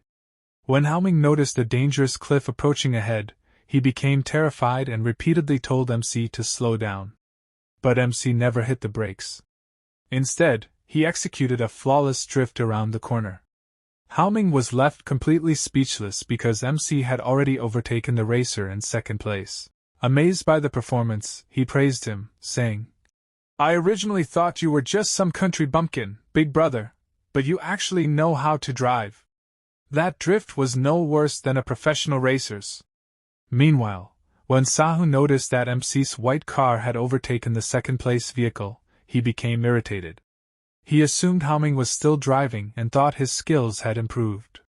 Even so, he remained confident and looked ahead with a cold smile. At the next V-shaped turn, he muttered, "I'm going to make you flip over." Back in MC's car, he casually took a drink of water. Watching this, Haoming panicked and shouted, "There's a V-shaped sharp turn only 30 meters ahead, and you're drinking water at a time like this?" MC showed no concern whatsoever. He calmly replied, "Don't panic. The real show is only just beginning." Soon, the V-shaped turn came into view, but MC handled the car with astonishing ease. Seeing this, Sahu muttered, "There isn't enough space. That car won't be able to overtake now." At that exact moment, MC accelerated, pulling his car perfectly alongside the other two vehicles. Seeing this shocked Sahu even more, because MC was about to pass him. Filled with rage, Sahu cursed loudly and yelled, "If you want to die, then go die!" He slammed on the accelerator, trying to leave MC behind. But just then, one of his car's wheels drifted dangerously close to the very edge of the mountain road, with part of the tire slipping toward the roadside. Just then, a sharp turn appeared ahead. As Sahu entered the corner, his car lightly scraped against the roadside railing. The impact threw the vehicle off balance, causing it to lift into the air before flipping over and crashing down the mountainside. With that, it became clear that MC had won the race. Afterward, the group headed toward another location. On the way, Haoming received a phone call from his cousin brother, who immediately congratulated him on winning the championship. Surprised, Haoming replied, "You already know about it?" His cousin laughed and answered, "Of course, it was bound to happen." He then invited Haoming to come celebrate together with Brother Crow that very day. However, Haoming politely declined, saying they could celebrate another time. But his cousin insisted. Haoming explained that he wasn't alone and that his future brother-in-law, Jiang Hao, was with him. The moment his cousin heard MC's name, he became even more enthusiastic and said that Jiang Hao was a rather mysterious person, so they had been looking forward to meeting him. MC immediately refused and said he had no intention of going. However, Hao Ming's cousin insisted once again, saying that his younger brother was personally inviting him. Hao Ming also tried to persuade MC, and in the end, despite not wanting to go, MC reluctantly agreed. The scene then shifted to a hospital. Sahu was lying in a hospital bed with a broken leg and severe injuries all over his body. His parents had also arrived. His mother anxiously asked, "How did this happen to you?" Sahu grimaced in pain and replied, "It hurts so much." At that moment, his father exploded in anger. "How dare that brat injure my son like this? His arms and legs are practically broken." Sahu then sat up and revealed that, during the crash, he had seen the person driving the other car. It was Jiang Hao. Hearing that, his father's expression darkened. So that live-in son-in-law of the Feng family has become this bold? He swore that he would take revenge the very next day. Meanwhile, Sahu secretly smiled to himself. My father is truly furious. Jiang Hao is as good as dead now. The story then shifted to a private room inside the Jungle Hotel, where MC arrived together with Hao Ming. A man warmly welcomed him inside. Hao Ming introduced MC to his cousin brother, as his future brother-in-law, and his cousin politely greeted him and offered him a seat. Everyone seemed pleased to see MC at first. However, there were still plenty of people who mocked him, calling him an ordinary nobody while gossiping about his engagement, and various rumors surrounding him. MC quietly endured all of their taunts without saying a word. Hao Ming then whispered, "These people are all influential figures in the city. If you maintain a good relationship with them, they'll look after you here. You should make a toast with everyone." But MC calmly replied that he did not enjoy drinking alcohol. Just then, one of the men filled a glass to the brim and pushed it toward MC. He arrogantly declared, "Damn it! You can't refuse this drink in front of me. I'm Crow. If you refuse, it means you're looking down on me." Hao Ming immediately stood up to smooth things over. "Brother Crow, isn't this a bit too much? That glass is practically full of strong liquor. How about I share a little with my brother instead?" But Crow waved him off and coldly replied, "This has nothing to do with you. Brother Crow gets angry whenever someone disrespects him." Deep down, however, Crow had another motive. He wanted revenge on MC because the broken relationship between the Feng family and the Wang family had damaged his future business interests, and he intended to teach MC a painful lesson. MC calmly asked, "And what happens if I drink this glass?" Crow answered, "If you drink one glass, it means you're giving me face. It means you're showing me respect." He then added while pushing the drink forward, "If you drink one glass, I'll drink one too. If you drink 10 glasses, I'll drink 10 glasses as well." The moment those words left his mouth, MC ignored the glass entirely. Instead, he picked up the entire bottle and emptied it in a single gulp. After finishing it, he held up the empty bottle toward Crow and calmly said, "Your turn." Everyone in the room was stunned. The amount MC had just consumed was equivalent to nearly 3 gin of liquor, an amount that even Brother Crow himself would struggle to drink. Crow's expression immediately darkened with anger. "You're trying to screw with me." Without backing down, he also grabbed an entire bottle and attempted to chug it in one go. However, he couldn't finish it. His condition quickly deteriorated, and one of his subordinates hurriedly asked whether he was all right. At that moment, Hao Ming's cousin only made matters worse. He looked at MC and remarked, "Brother Hao, you really hid your true abilities well. Having such an incredible tolerance for alcohol and keeping it secret. Were you pretending to be an easy target while making fools out of us? Even though you're my future cousin-in-law, I stand with reason, not family. I'm on Brother Crow's side." Hearing those words only fueled Crow's anger further. He cursed at MC and shouted, "How dare you play me? I'll kill you right here today." MC looked at him without fear and calmly replied, "You brought this upon yourself." The instant Crow heard those words, he grabbed the bottle in his hand and hurled it straight at MC. MC casually watched it fly toward him and effortlessly dodged it. Then, without hesitation, he grabbed another bottle and threw it back. The bottle struck Brother Crow directly on the head, splitting it open and drawing blood. Everyone present immediately panicked. They shouted, Brother Crow isn't just anybody. How could you attack him? Do you have a death wish? He's Master Zheng's sworn brother. Now completely enraged, Brother Crow ordered his men. Call everyone immediately. Tell them to bring weapons with them. His subordinates instantly obeyed. Haoming quickly turned to MC and tried to reason with him. You can't just pick fights with everyone like this. Do you even know who these people are? There are at least 100 underlings working under them, and yet you're still sitting here calmly eating and drinking. MC looked at him plainly and replied, I came here to eat. My stomach isn't full yet, so why should I stop eating? Hearing that answer, Haoming sighed and said, Whatever happens next will be on your own head. Just then, the hotel room door burst open. A large group of armed men rushed inside carrying various weapons. As soon as they entered, they called out for Brother Crow before turning their eyes directly toward the table where MC was calmly sitting.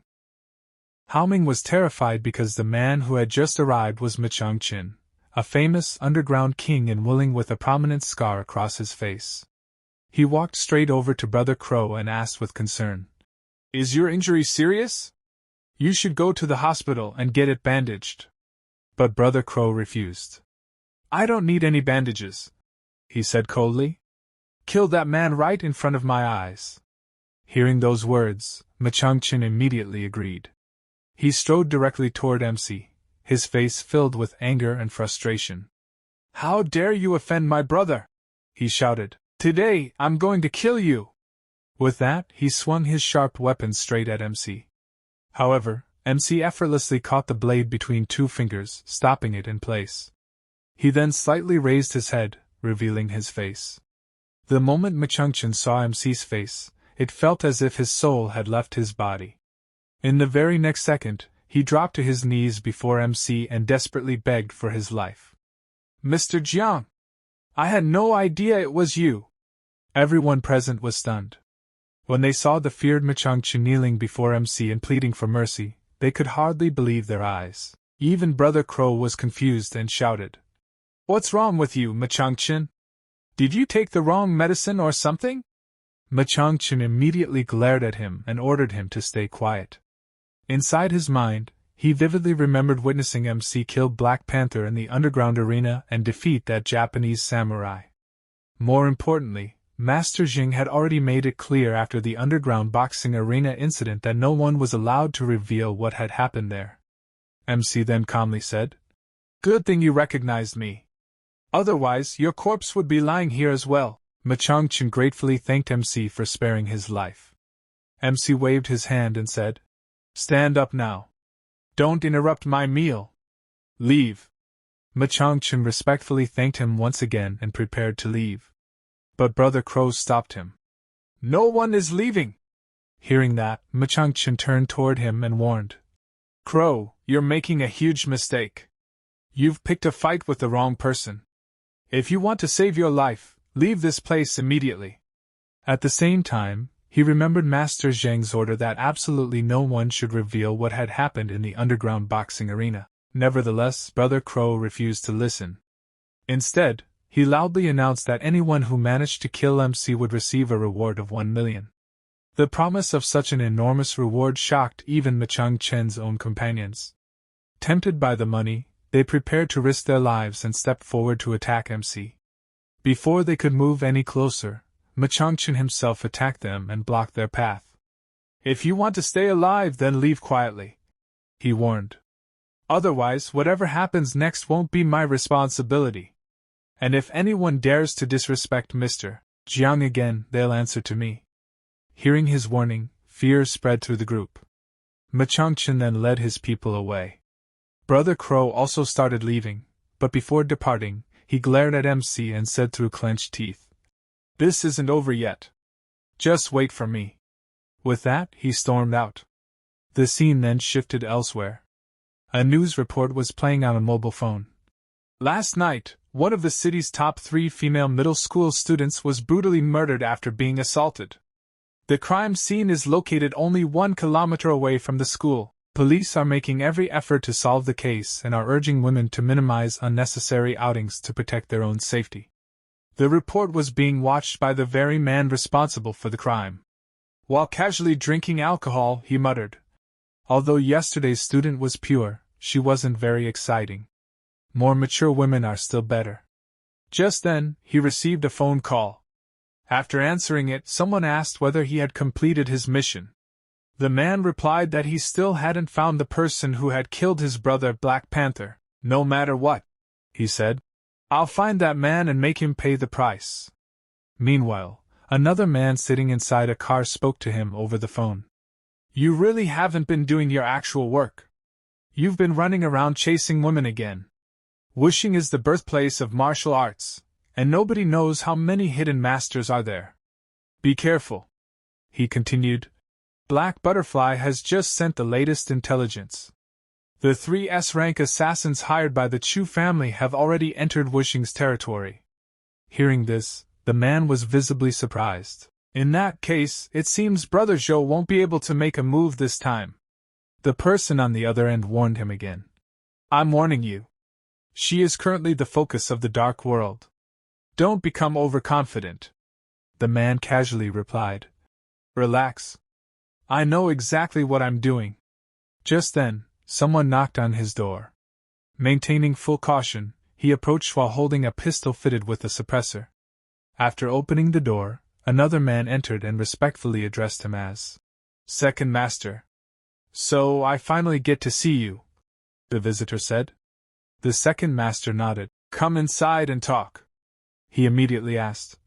"Tell me, who killed my brother?" The visitor answered. "It was a country bumpkin named Feng.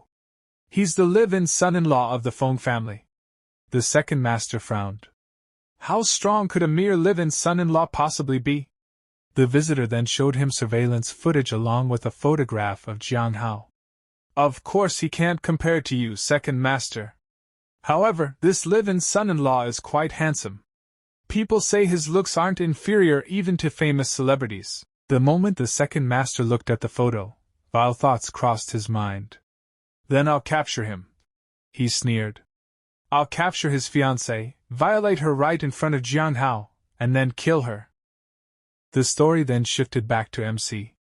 He was heading somewhere to buy a gift, and thought to himself, "There's still plenty of money left from what I earned over the past few days. After helping the Red Wolf family, I'll buy an ancient painting as a gift for Master." Soon, he arrived at Lanjian Pavilion. After entering, he looked around at the various antiques and artworks on display. Before long, his attention was drawn to a particular painting. A staff member walked over and explained, "This is Picture of Green Pines, created by the Wood Dynasty painter Jiang Hao." Several other customers also gathered around the artwork, admiring it and praising its quality. Suddenly, MC calmly declared, "This painting is fake." Everyone nearby was stunned. The employee immediately exclaimed, "This gentleman is saying that our painting is fake." He then looked at MC seriously and said, "Sir, our establishment is a time-honored brand. You'll have to pay the price for making accusations like that." MC calmly replied, "The genuine cannot become fake, and the fake cannot become genuine." "Why would I slander you?" the employee responded confidently. "Our shop offers triple compensation for any counterfeit item purchased here. In hundreds of years of business, we have never sold a fake." MC pointed directly at the painting and said, "Triple compensation for a fake, is that right? Then I want this painting. And while you're at it, tell your boss to come downstairs." Without thinking too much, the MC walked straight to the painting hanging on the wall. He carefully took it down, rolled it up, and kept it with him. Earlier, he had already asked whether the boss would come downstairs. The servant working there replied, "The boss is in a meeting on the 5th floor and has no time for guests today." But the MC was not someone who would listen to such excuses. He immediately started climbing the stairs and said, "If he won't come down, then I'll go straight up." The scene then shifted directly to the boss's room. Inside, 2 guests were present, and the boss was proudly showing them a painting. Both guests were praising it continuously, complimenting its quality and artistry. At that moment, the MC suddenly entered the room. When the boss saw him, he was startled and immediately said, "This is a restricted area. Please leave immediately, sir." However, The MC ignored him and walked straight to the table. Looking directly at the boss, he said, "I bought a fake painting in your store, and I'm here for an explanation." The moment those words came out, the boss's expression darkened. He angrily shouted, "Nonsense! My Longyan Pavilion has enjoyed a flawless reputation ever since it opened. How could there possibly be a fake?" The two guests immediately sided with him. The first guest said, "Young man, you've already caused enough trouble. Hurry up and apologize." The second guest added, "That's right. Otherwise, if Brother Zhou gets serious, it'll be too late for regrets." The MC remained completely calm. He placed the painting on the table, unfolded it, and confidently said, "You can reappraise this painting yourself and see whether it's fake or not." The boss narrowed his eyes and replied, "If the appraisal proves that you're slandering us, don't blame me for being ruthless." The MC calmly answered, "I'll be at your disposal." The old boss then picked up a magnifying glass and carefully began examining the painting. After inspecting it for a while, he became more confident and loudly declared, "This painting is clearly authentic. Where exactly do you see that it's fake?" The MC smiled and asked, "Are you sure?" The old man snorted and turned toward the two guests. "You two should take a look as well. Let's not allow this youngster to spread rumors that Longyan Pavilion deals in counterfeits." The two guests stepped forward and inspected the painting. The first one nodded and said, "This is indeed an authentic work by Jiang Hao." The second guest agreed immediately. "Exactly. I don't know whether you're intentionally smearing us or simply pretending to understand something beyond your abilities." Both men continuously echoed the boss's opinion. The MC shook his head and said, "I thought that since you call yourselves experts in antiques, you would have at least some knowledge. But now it seems you're nothing special." The words instantly angered all three of them. "Insolence!" The first guest shouted. "I originally didn't want to argue with you, but you're becoming more and more unreasonable." "Such an arrogant youngster," the second guest added. "This is completely intolerable."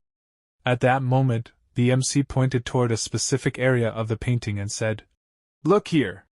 Examine this place carefully and see if anything feels wrong." The old man immediately lifted the magnifying glass and zoomed in on the spot. After studying it, he frowned. "There's obviously no problem here. What kind of trick are you playing?" The MC smiled confidently. "Although this painting is a fake, the copier's imitation skills are extraordinary. If I hadn't been careful, even I might have been fooled. The only flaw in this copy is that it's too perfect. It doesn't have the slightest imperfection. But Jingguyang's paintings always contain minor flaws. A fake is still a fake. Even if it surpasses the original, it remains a counterfeit." The boss sneered. "So stubborn. Fine, I'll let you die knowing the truth." One guest scoffed. "A copy surpassing the original? What nonsense!" The old boss immediately made a phone call. "Bring me Jingguyang's authentic painting and a magnifying glass with over 10 times magnification.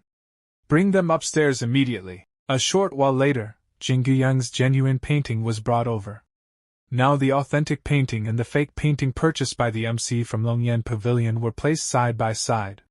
The old boss folded his arms and said, "You're not going to claim that this landscape painting is fake too, are you?" The MC shook his head. "This one is definitely authentic. Although both paintings have a similar artistic style, the landscape painting contains subtle flaws hidden within its brushstrokes. Meanwhile, the green pine painting is simply too perfect. There are no flaws whatsoever." The MC then raised the magnifying glass and said, "If you don't believe me, use this magnifying glass and compare them carefully." The old man immediately complied. As soon as he examined them closely, his eyes widened in shock. The copier actually surpassed the original painter." The two guests hurriedly looked again. After examining the paintings, one of them sighed deeply. "We've studied calligraphy and paintings for decades, yet we still failed to realize that this was a fake." The second guest shook his head in embarrassment. "This is truly shameful." Only now did they realize how foolish they had been. Just moments ago, they were mocking the MC for lacking knowledge. In reality, the three of them were the ones who had failed to see the truth. The MC had completely exposed their ignorance. Seeing that the matter was settled, the MC calmly said, "Since it's been confirmed that this painting is fake, Longyan Pavilion should honor its promise and compensate me 3 times the purchase price. Correct?" The old boss immediately nodded. "Of course, this old man's shop has been operating for decades. How could I go back on my word?" The MC replied. "There's no need to transfer money. Just allow me to choose a painting of equal value instead." The old boss agreed without hesitation. The MC then walked through the room and stopped in front of another painting. Looking at it carefully, he said, "This one isn't bad. It's a pity that its value should be around 2 million. My compensation isn't quite enough." The old man smiled and said, "Then I'll cover the remaining $800,000 for you, and there's no need for you to pay it back." The MC looked at him suspiciously. "The old gentleman is certainly generous. There aren't any strings attached, are there?" The old boss glanced at the painting and chuckled. "I simply want to make friends with you, young man." The MC was slightly surprised. After a brief pause, he nodded. "All right then. I accept you as a friend." After saying that, he turned around and left Longyan Pavilion. As soon as he departed, one of the guests asked, "Brother Joe, you possess such a prominent status. Why would you spend so much money just to befriend a junior?" The old man smiled knowingly. "Jiang Hao's eyesight is at least 10 times sharper than that of ordinary people. His martial talent must be equally extraordinary. Spending $800,000 to make friends with someone like him. I'm actually the one gaining a huge advantage." Afterward, the MC returned home. At that moment, Uncle Feng and the rest of the Feng family were gathered around the dining table eating dinner. As soon as he entered, Uncle Feng smiled. "Jiang Hao, you're back just in time. Come eat with us." The MC walked over and took a seat. The moment Grandpa noticed the painting in his hand, his eyes widened. "Jiang Hao, is that a calligraphy painting in your hand?" The MC nodded. "Yes. I just bought it at Longyan Pavilion." Hearing the words Longyan Pavilion, Grandpa was instantly shocked. "How did you get into LDrago's store? There are too many fakes on Antique Street these days. Young people shouldn't be so easily fooled." "Let me take a look," the MC calmly replied. "Rest assured. I already had it appraised. It's authentic." Grandpa immediately frowned. Before he could say anything, Uncle Feng looked surprised as well. At that moment, and Feng suddenly asked, "Even if it's authentic, where did you get the money to buy a painting? The Feng family hasn't been funding you." Just then, Feng Haoming spoke up. "Mom, Brother Hao helped me win a race." But his mother immediately interrupted him. "Shut up." The MC then explained. "I found a fake at Longyan Pavilion, so they compensated me. LDrago also helped cover the remaining amount because he wanted to make friends." The moment Grandpa heard that, he snorted. "Full of lies. Zhou Chengxing is a famous figure in the antique world. Why would someone like him need help from a junior like you?" Aunt Feng also shook her head. "Dad, I don't mind Jiang Hao being poor. But for him to boast and exaggerate so wildly, that shows a serious character problem. How can my daughter marry someone like him?" The MC immediately stood up. His expression remained completely indifferent. "I'm telling the truth. If you don't believe me, there's nothing I can do. I'm done eating. I'm going upstairs to rest." True to his personality, the MC didn't care what others thought of him. He simply turned around and walked away. Uncle Feng hurriedly called after him, "Jiang Hao!" But the MC didn't even stop. Watching him leave, Aunt Feng coldly said, "Look! This is the person you chose." Uncle Feng sighed deeply. "I owe Jiang Hao's father my life. No matter what happens, I won't abandon him. I'll find an opportunity to have a proper talk with him later." The scene then shifted back to Longyan Pavilion. Inside, LDrago was staring at the fake painting. At that moment, a man named Han Feng entered the room. LDrago asked, "How did the investigation go?" It turned out he had secretly investigated the MC's background. Han Feng respectfully reported. Master, Jiang Hao is indeed the live-in son-in-law of the Feng family. The old man nodded and said, Han Feng, I know it's rare for someone to reach the early stage of blood and qi cultivation before the age of 30. But Jiang Hao must absolutely not be underestimated. Remember that. Han Feng looked doubtful. Master, it's not that I'm underestimating him, but everyone in the Feng family, except Feng Wuming, looks down on this live-in son-in-law. The old man replied firmly. Han Feng, do something for him. The scene then shifted once again to the Feng family. Han Feng had already arrived there. Present were Grandpa Feng, Uncle Feng, and Uncle Feng's wife. Grandpa Feng looked at the invitation in his hand and asked in disbelief. You're saying this is an invitation? Elder Zhou asked you to personally deliver it, inviting the entire Feng family to attend the Zhou family banquet on the 10th of next month? Han Feng nodded. That's correct. Uncle Feng immediately asked. May I ask why Elder Zhou invited all of us to his family banquet? Han Feng's expression turned serious. Why ask so many questions? Do you not want to attend? Uncle Feng's wife quickly smiled. Young man, please don't be angry. We were simply curious. Han Feng glanced around the room and suddenly asked, Why isn't Jiang Hao at home? And what happens next is going to be an absolute bombshell. The scene then shifts back to Uncle Feng, who is left completely stunned after hearing Zhou's words. Unable to believe what he just heard, he immediately asks, You know Jiang Hao? At the same time, countless thoughts begin racing through his mind. The Feng family has always wanted to build a relationship with the Zhou family, but we've never had the opportunity. So why would the Zhou family personally send someone to deliver an invitation at a time like this? Could it be Haozi really wasn't lying? Zhou simply smiles before replying. The name of Jiang Hao, the Feng family's live-in son-in-law, has already spread throughout Kuling City. Who doesn't know him? The scene then cuts to Jiang Hao himself. He's sitting peacefully at a small dumpling shop, casually eating steamed dumplings while thinking to himself. It's about time I prepared a gift for Master. I should also buy some new clothes. I'll head to the mall in a little while.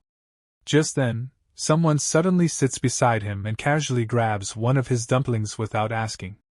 Jiang Hao pauses and looks at the stranger in confusion. The person is none other than Phantom, who has come solely to threaten him.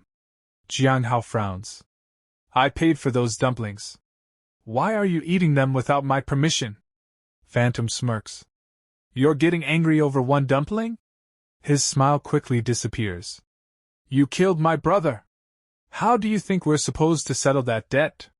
Jiang Hao calmly asks. Who's your brother? Phantom's eyes turn murderous. Black Panther. For my brother's death. I'll make you repay it 100 times over. After leaving behind those chilling words, Phantom turns around and walks away. Watching his back disappear, Jiang Hao narrows his eyes. In Black Phantom's eyes, the Feng family is my weakness. He'll definitely target them first. Uncle Feng has always treated me well. Looks like I can't visit Master today after all. Just then, another group arrives. Leading them is Feng Jiadong, Jiang Hao's future sister-in-law, accompanied by several classmates who clearly came looking for trouble. The moment she sees him, she points at him angrily. Jiang Hao! I already know you lied to deceive my parents and grandpa yesterday. You're truly morally corrupt, one of her friends laughs mockingly. So you're the famous live-in son-in-law of the Feng family? Jiang Hao, seeing you today really lives up to your reputation. Jiang Hao doesn't even bother getting angry. Instead, he calmly replies, I'd advise you to actually attend your classes properly instead of hanging around with these shady people. His words instantly infuriate the group. One of them yells, How dare you insult us? Are you tired of living? Jiang Hao answers in a cold voice. Whether you admit it or not, you already know what's in your hearts. These people are involved with drugs. Sooner or later, they'll all be arrested. After saying that, he simply walks away. Feng Jiadong immediately shouts after him. Are you even a man? Running away like a cowardly turtle? One of her friends sneers. Let's follow him. We'll teach him a lesson. The group secretly follows Jiang Hao through the streets until everyone eventually enters a deserted alley. Jiang Hao had already noticed them following him from the very beginning, but he chooses to ignore them. Suddenly, several black vans drive into the alley and completely block his path. The doors slide open. More than a dozen thugs step out, each carrying heavy iron rods. Their intentions couldn't be more obvious. A muscular man slowly walks to the front of the group. The moment Feng Jiadong and her friends see him, their faces instantly change. "That's Crazy Brother!" Feng Jiadong gasps. "Are you talking about Lord Lei's most trusted subordinate? Crazy Brother?" One of her friends nods nervously. "Your future brother-in-law must have offended Lord Lei. Lord Lei definitely sent Crazy Brother here for revenge." Another person adds, "Crazy Brother is Lord Lei's #1 blade. Your future brother-in-law is in serious trouble." Although Feng Jiadong despises Jiang Hao, she still can't help becoming worried. "Even if I hate him, he's still my brother-in-law. Go, please ask Crazy Brother to spare Jiang Hao." Her friend immediately shakes his head. "We can't help. And honestly, we don't want to." He even coldly adds, "Besides, if he dies, wouldn't your sister finally be free from marrying him?" Ignoring everyone else, Jiang Hao calmly looks at Crazy Brother. "What do you want?" Crazy Brother grins viciously. "What do we want? Because of you, Lord Lei's son was injured after his car flipped over, so we're here to return the favor. By crippling you." Jiang Hao doesn't move an inch. Instead, he calmly says, "I'll stand right here. Come at me." Hearing those arrogant words, Crazy Brother roars in anger and charges forward. "Give me your life!" Feng Jiadong instinctively closes her eyes. She can't bear to watch the bloodshed that's about to happen. But boom! A deafening impact echoes through the alley. Jiang Hao's kick lands squarely on Crazy Brother's face. Blood sprays from his mouth as his entire body is launched dozens of meters away before crashing violently onto the ground. His subordinates panic. They rush over to help him. "One person can't beat him. Everyone attack together." Before anyone can move, Crazy Brother painfully climbs back to his feet while clutching his chest. His face is completely pale. He hurriedly shouts, "Forget it! Take me away! We're no match for him!" Without wasting another second, his men throw him back inside the van. Just as quickly as they arrived, the entire convoy speeds away from the alley. Watching everything unfold, Feng Jiadong and her friends stand frozen in complete shock. Jiang Hao slowly turns around and fixes them with an ice-cold stare. His voice sends chills down everyone's spine. "If I ever see you together with Feng Jiadong causing trouble again, I'll skin every one of you alive!" The terrifying killing intent in his eyes almost makes the young man's soul leave his body. The arrogant students who had mocked him only moments ago immediately fall to their knees. They repeatedly bow their heads. "We'll never do it again! Please spare us!" The scene then shifts once again.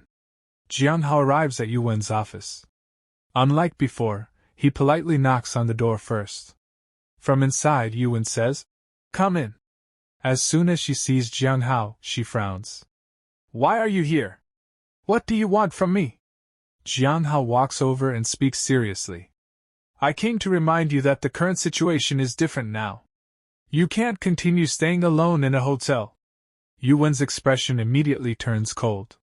"Don't think that just because my father made you the Feng family's live-in son-in-law, you have the right to dictate my life," she continues without hesitation. "Let me make one thing clear. Even if I can't marry Brother Jihaming right now, it'll still be impossible for me to marry you." Jiang Hao calmly answers, "Becoming the Feng family's live-in son-in-law was never my request. You should know that better than anyone." Yuwen gives a cold laugh. "That's true. It wasn't your request. But you took advantage of my father's guilt towards your father. You emotionally blackmailed him into this marriage." She stares directly into Jiang Hao's eyes before saying, "That makes you even more despicable than someone who asks for it openly." MC looked at Yuwen and asked, "Are you really that resistant to marrying me?" Yuyuan folded her arms and replied coldly. Between marrying you and dying, I'd rather choose death. MC sighed and said, You really don't need to be so hostile toward me. From now on I'll give you your freedom. I promise I'll never take you as my wife. If I ever break this oath, may lightning strike me down. The moment Yuyuan heard those words, she immediately took out a pen and a piece of paper. She quickly drafted an annulment agreement and handed it to MC. I don't believe your words unless you sign this annulment agreement. Without thinking twice, MC signed the agreement and handed it back to her. Now you can go home. It's very unsafe for you to stay outside. Yuyuan smiled as she accepted the agreement. Of course I'll go back, after work. MC then turned around and left. As soon as he was gone, Yuyuan immediately called Jiaming. Brother Jiaming, I just signed the annulment agreement with Jiang Hao. The moment Jiaming heard the news, he became overjoyed. Yuyuan, that's wonderful! I can't wait to see you. The scene then shifted to the Feng family's dinner table. Everyone was sitting together and having dinner, but Uncle Feng noticed that Yuyuan hadn't returned yet. He looked at MC and asked, Didn't you say she was coming back for dinner? Why isn't she home yet? Give her a call. MC nodded and dialed her number, but the call couldn't connect because her phone was out of service. He frowned and thought, Didn't she say she'd come home after work? The scene then switched to outside a nightclub. Yuyuan and Jiaming walked out together after having a few drinks. Yuyuan was clearly much more intoxicated than Jiaming. Jiaming smiled and said, Yuyuan, let me take you back to the hotel. Yuyuan shook her head. Brother Jiaming, did you forget? I've already broken off my engagement with Jiang Hao. I can finally go home now. Jiaming stepped closer to her and gazed into her eyes. You're so beautiful. I want to marry you right now. Yuyuan smiled gently. Brother Jiaming, I'm still very traditional. I want to save my first time for our wedding night. Suddenly, a cold voice echoed behind them. To think such a beautiful woman has still kept her purity. I really hit the jackpot. Both of them immediately turned around. A man dressed completely in black slowly walked toward them. Jiaming narrowed his eyes. Who are you? The man smiled mysteriously. You'll find out who I am soon enough. The next instant, he suddenly leaped into the air and struck both of their acupoints, instantly leaving them completely immobilized. After landing on the ground, he quietly watched them struggle. Jiaming's face turned pale with fear. I can't move. My body won't move at all. He stared at the stranger in disbelief. Did you use an acupoint strike? The black phantom suddenly appeared behind him and smiled. You're pretty smart, kid. You actually recognize an acupoint strike. A short while later, a black car stopped in front of an abandoned factory. The black phantom stepped out, where Xiangji was already waiting for him. Second Lord, you really brought them back. The black phantom nodded. Bring them inside. When Xiangji opened the car door, Jiaming immediately recognized him. Xiangji? What are you doing here? Without saying a word, Xiangji dragged both prisoners into the factory. The black phantom asked, Do you know this piece of trash? Xiangji leaned the two captives against the wall before answering. He's the young man whose engagement was annulled by the Feng family. He's basically one of Jiang Hao's enemies. Jiaming immediately shouted. Who are you calling trash? My godfather, Lord Lei, is the local emperor of Wuling. If you know what's good for you, release us immediately. Before he could finish speaking, the black phantom swung his blade and sliced off one of Jiaming's ears. Holding the severed ear in his hand, he smiled cruelly. Yuyuan cried out. This is intentional assault. If the police catch you, you'll be sentenced. Meanwhile, Jiaming screamed in unbearable pain. My ear! My ear! My ear is gone! The black phantom laughed. Then the police had better have the ability to catch me. He slowly walked toward Yuyuan and gently pressed his dagger against her cheek. Did you watch the news a few days ago? That high school girl who was violated and murdered.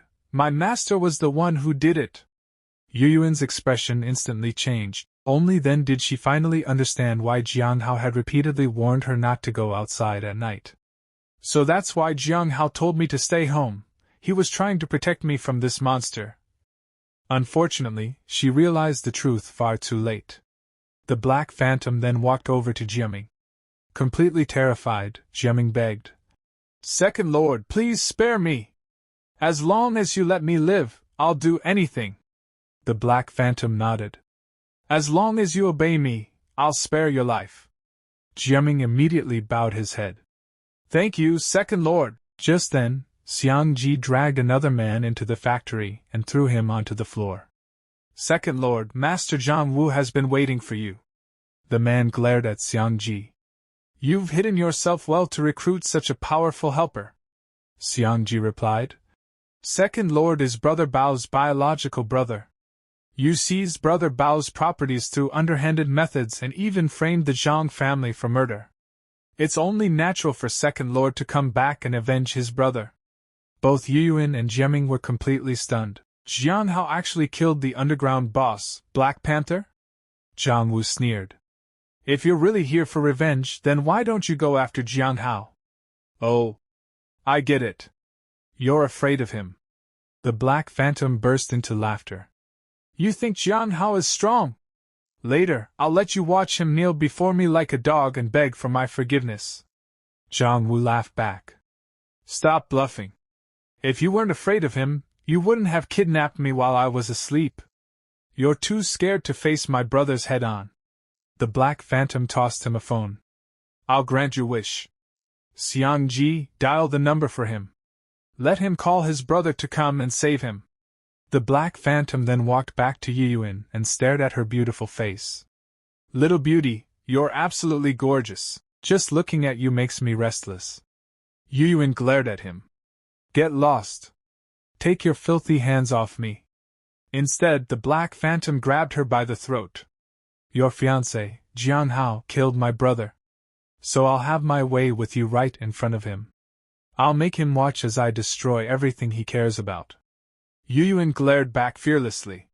"You'll pay for this." Ignoring her threat, the Black Phantom dialed Jiang Hao's number. "Jiang Hao, your future wife is currently in my hands. And you know, I love beautiful women more than anything." Back at home, Jiang Hao answered the call. "You'd better release Yuyuan right now, or I'll make you regret this." The Black Phantom chuckled. "I'm giving you 1 hour. If you don't show up, your beautiful fiancé won't remain untouched." The call ended. Without wasting another second, Jiang Hao changed into fresh clothes, leaped out of his house, and disappeared into the darkness. Jumping effortlessly from one rooftop to another, he raced toward the abandoned factory at incredible speed, determined to rescue Yuyuan before it was too late. Back at the factory, the scene shifted back to the abandoned factory. Jiaming was still pressed tightly against the wall, trembling in fear. With a shaky voice, he pleaded, "Second Master, I don't think that useless loser, Jiang Hao, would actually dare to come. Please, just let me go." Panther smirked coldly. "Let you go? So you don't care about your beloved woman anymore?" Nearby, Yunwu lowered her head in despair. "Brother Jiaming has no way to save me, and I'm afraid Jiang Hao won't dare to come either. If this scum really violates me, I'd rather bite my tongue and end my own life. I absolutely refuse to live in humiliation." Just then, a loud commotion erupted outside the factory. A large group of men rushed to the entrance, shouting as they charged inside to rescue Master Wu. 2 men led the group. One had bright red hair and carried a handgun.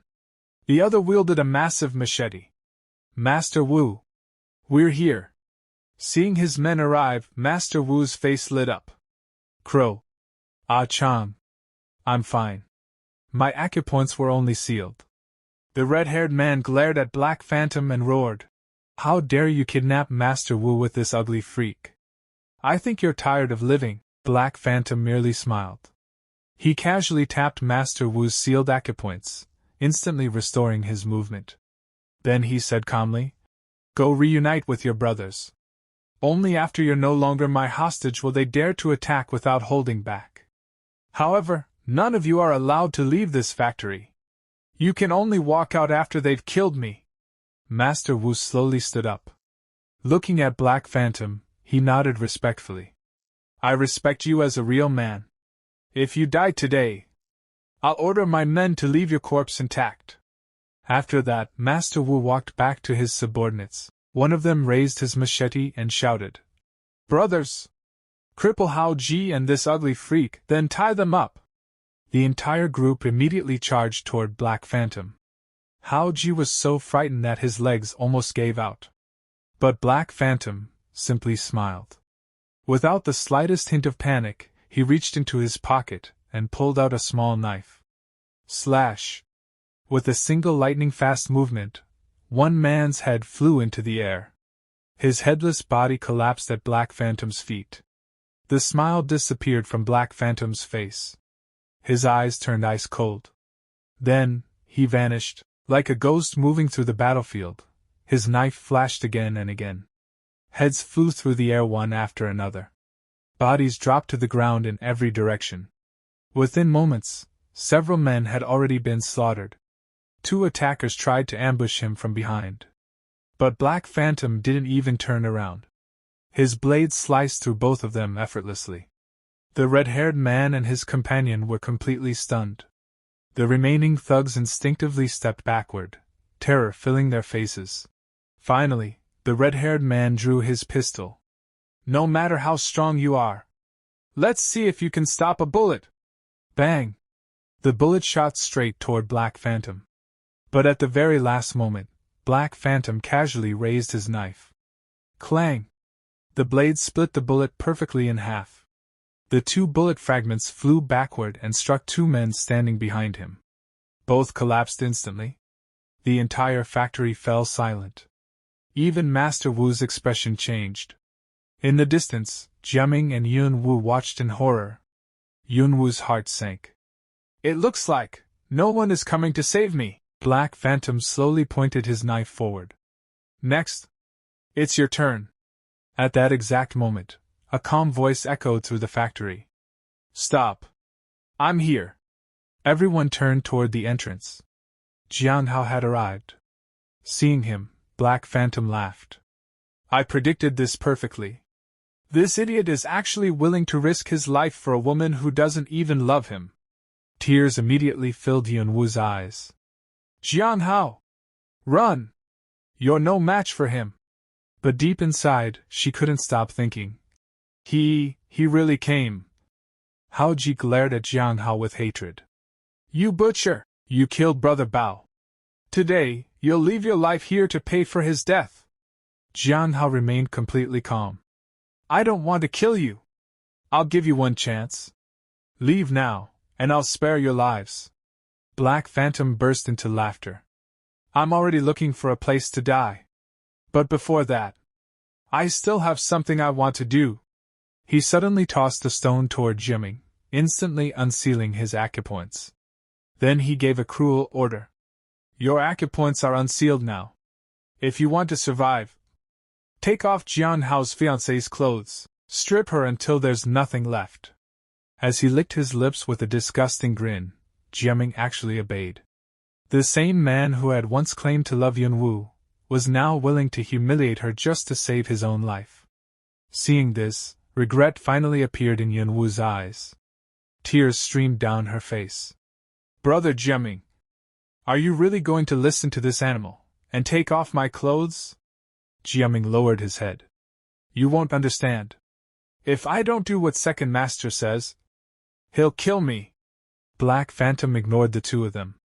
His attention shifted back to Jiang Hao. As he charged forward to attack, he shouted over his shoulder. Before I break Jiang Hao's legs, strip her completely. The moment he finished speaking, he lunged straight at Jiang Hao. However, Jiang Hao effortlessly dodged the attack. In the blink of an eye, he appeared behind Black Phantom. Boom! A devastating kick slammed into Black Phantom's back, sending him flying across the factory. Meanwhile, Jiaming was still reaching toward Yun Wu, refusing to stop. Jiang Hao's voice suddenly turned ice cold. If you don't stop right now, I'll snap every one of your fingers. One by one. Hearing Jiang Hao's warning, Jiang froze on the spot. His trembling hands immediately stopped moving. Yunwu looked toward Jiang Hao in disbelief. Jiang Hao is actually this strong? Jiang hurriedly nodded. Why yes. I won't dare. I'll never dare do it again. Just then, Black Phantom slowly emerged from the cloud of dust. He wiped the blood from the corner of his mouth and sneered. You should worry about yourself instead. Second Master was careless for a moment and fell for your little trick. But don't think you're leaving here alive, Master Wu quickly warned Jiang Hao. Brother Jiang, although his dagger is small, it can cut through iron like mud. Please be careful. The next second, Black Phantom lunged forward again, his razor-sharp dagger flashing toward Jiang Hao's throat. But Jiang Hao didn't move. He simply raised one finger. Clang! The dagger struck his fingertip. Then, it shattered into countless pieces. The smile on Black Phantom's face instantly disappeared. His eyes widened with pure terror. Before he could react. Boom! Jiang Hao's fist slammed directly into his face. The punch was so powerful that Black Phantom's jaw visibly twisted. His entire body shot backward like a cannonball before crashing into the factory wall with a deafening explosion. Dust filled the air. Jiang and Yunwu were completely stunned. Neither of them could believe what they had just witnessed. Black Phantom slowly slid down the broken wall. Blood poured from his mouth, and his once calm face had become horribly deformed. He stared at Jiang Hao in disbelief. At such a young age, you actually possess A-rank combat power? Jiang Hao slowly walked toward him. His crimson eyes radiated an overwhelming killing intent, making him look like death itself. You're wrong. I've already broken through A-rank and stepped into the transformation realm. Those words shattered Black Phantom's composure. His entire body began trembling. He could already see death standing before him. Without hesitation, he dropped to his knees. Senior Jiang, please, give me one more chance. I'll leave Pulling City immediately.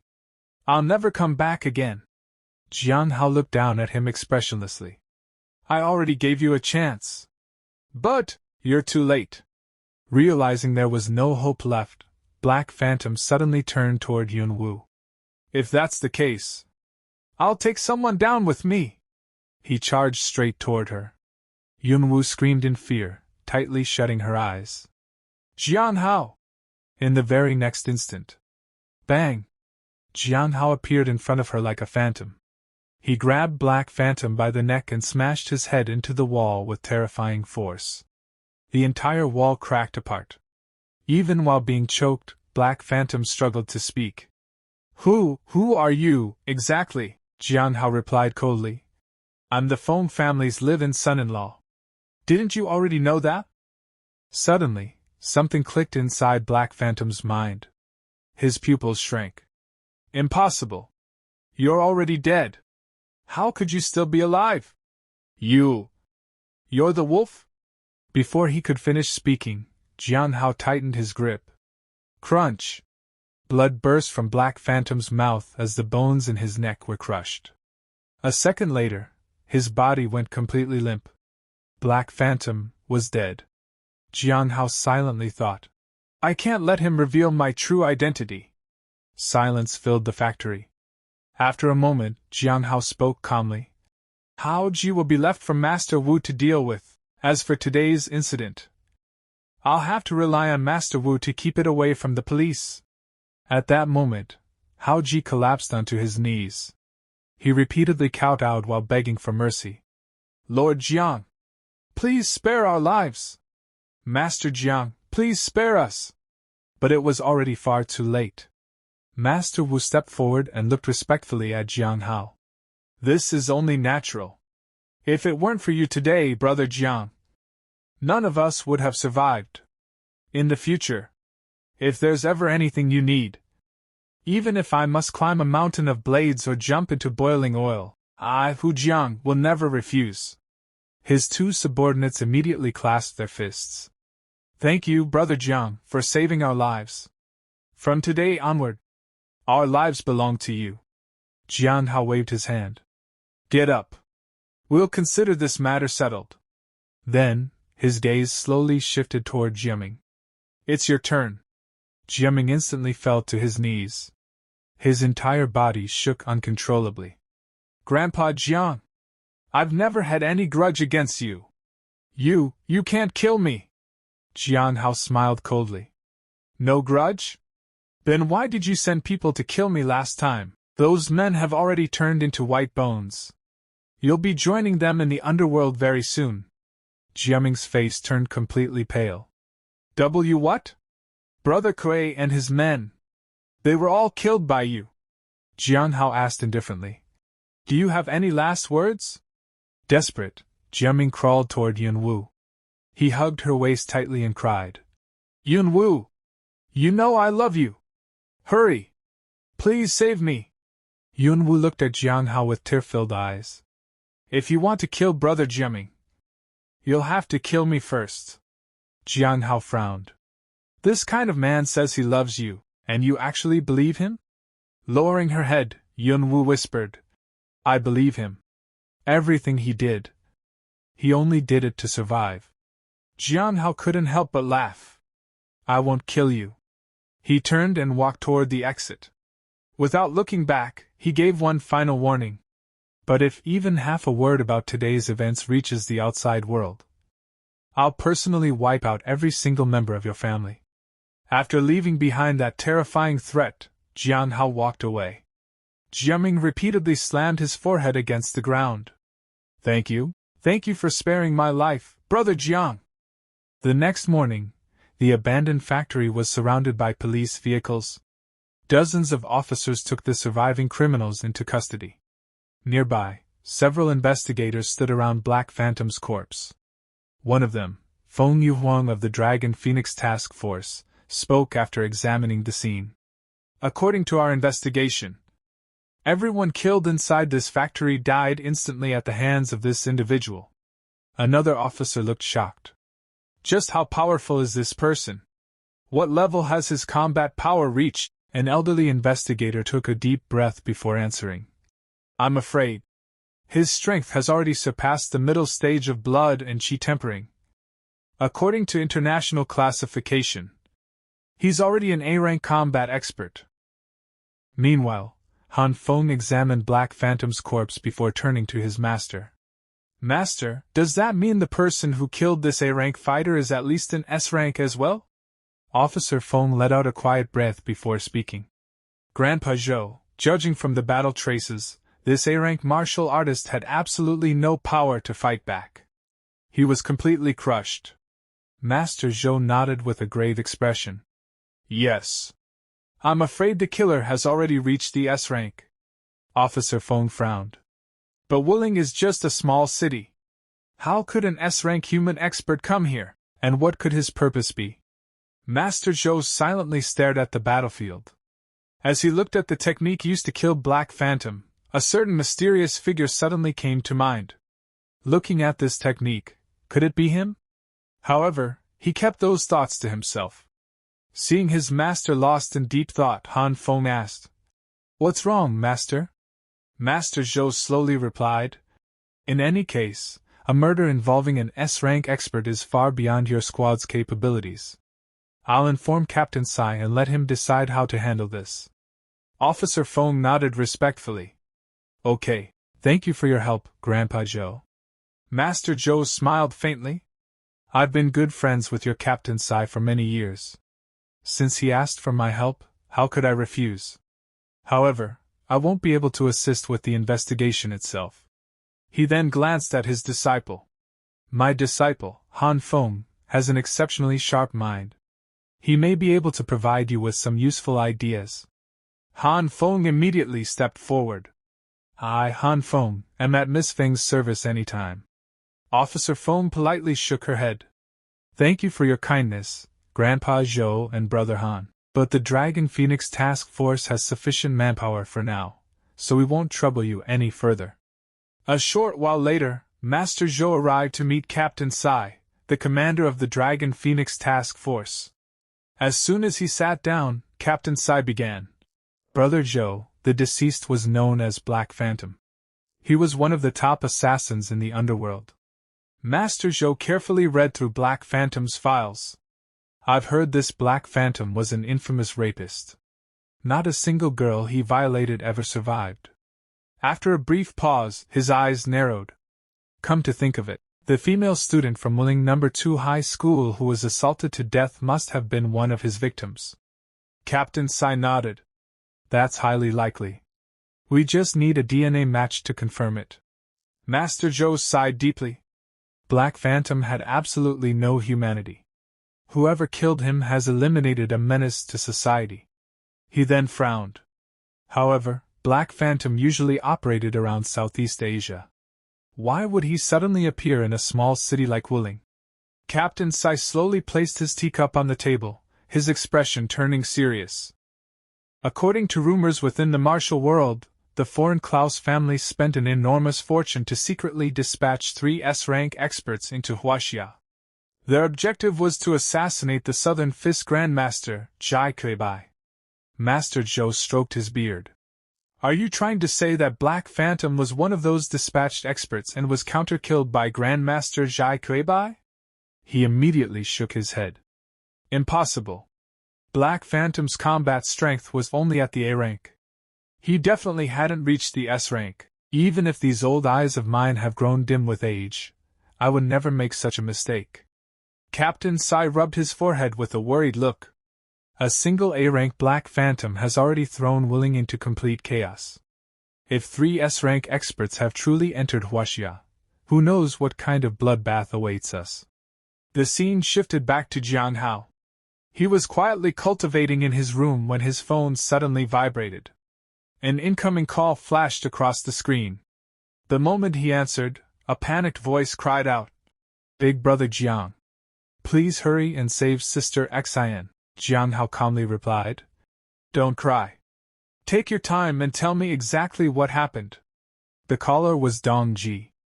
Because of his business, Li Zhai got into another conflict with a gang. They attacked him badly. Sister Xian called the police, but not only did she fail to save him, the gang even captured her as well. Jiang Hao's eyes instantly turned cold. "Do you know which gang they belong to?" Dong Ji hurriedly answered. "I heard them say they're called the Demon Organization. Sister Xian and Li Zhai have already been taken to Jiangling." Hearing the name, Demon, Jiang Hao's expression darkened. The Demon Organization is a terrifying underground force. They purchase people born at specific years, months, days, and hours. Their members are poison refiners, corpse refiners, and countless practitioners of forbidden dark arts. The capture of Sister Xian and Li Zhai probably wasn't because of a business dispute at all. Their birth dates must have matched the organization's requirements.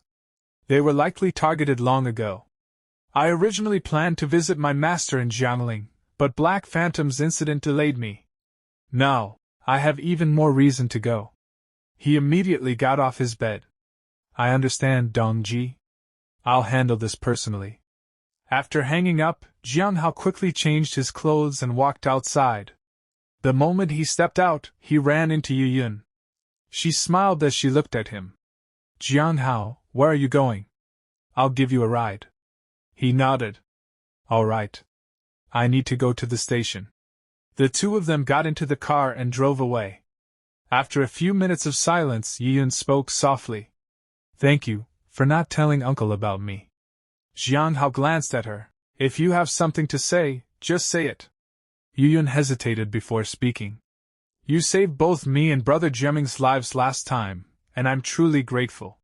She paused. "But you should also understand, if you hadn't killed the other party's brother, they wouldn't have kidnapped us." Jiang Hao looked at her calmly. "What exactly are you trying to say? Be straightforward." Still slightly drunk, Yu Yun finally spoke her true thoughts.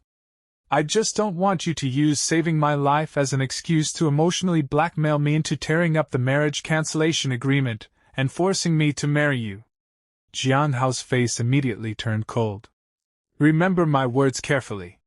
My promises carry enormous weight. You may dislike me, but you have no right to question my character." Feeling embarrassed, Yu Yun quickly handed him a black bank card. I'm sorry. I didn't mean it that way. There's 1 million inside. I saved it myself. You can use it for now. Jiang Hao pushed the card back. What is the meaning of this? I already told you I would never emotionally blackmail you. And naturally, I won't accept your money either. Yu Yun refused to give up. But society is ruled by law now. You can't make money by fighting and killing. Grandpa also forbade the Feng family from supporting you, and you're unwilling to find a normal job. There will always come a time when you need money. Are you planning to rely on street racing forever? Jiang Hao remained expressionless. I don't need it. Do I look like someone who's desperate for money? Yu Yun sighed. Stop pretending to be strong. I'm only doing this for your own good. Jiang Hao's voice became ice cold. Since our engagement has already been cancelled. My affairs have nothing to do with you. Yu Yun bit her lip. Fine, I'll never interfere in your affairs again. Silence filled the car. A moment later, Jiang Hao suddenly spoke. I advise you to stay away from Wen Jiaming. That kind of person appears kind on the surface, but deep inside he's selfish and filled with hostility. The moment she heard Wen Jiaming's name, Yu Yun became furious. Although Brother Jiaming treated you badly before, he had his reasons. Talking behind his back like this is nothing but jealousy. You're simply jealous of his family background and education. She still had no idea who Jiang Hao truly was. Once she discovered the truth, the ground beneath her feet would completely disappear. Jiang Hao didn't bother explaining any further. Stupid woman. Stop the car. The vehicle slowly came to a halt. Jiang Hao opened the door and stepped out without another word. Yu Yun hurriedly called after him. Jiang Hao! What are you doing? Without even turning around, he simply waved his hand. Take care of yourself. Yu Yun clenched the steering wheel tightly. You're simply unreasonable. You can't even tell good from bad.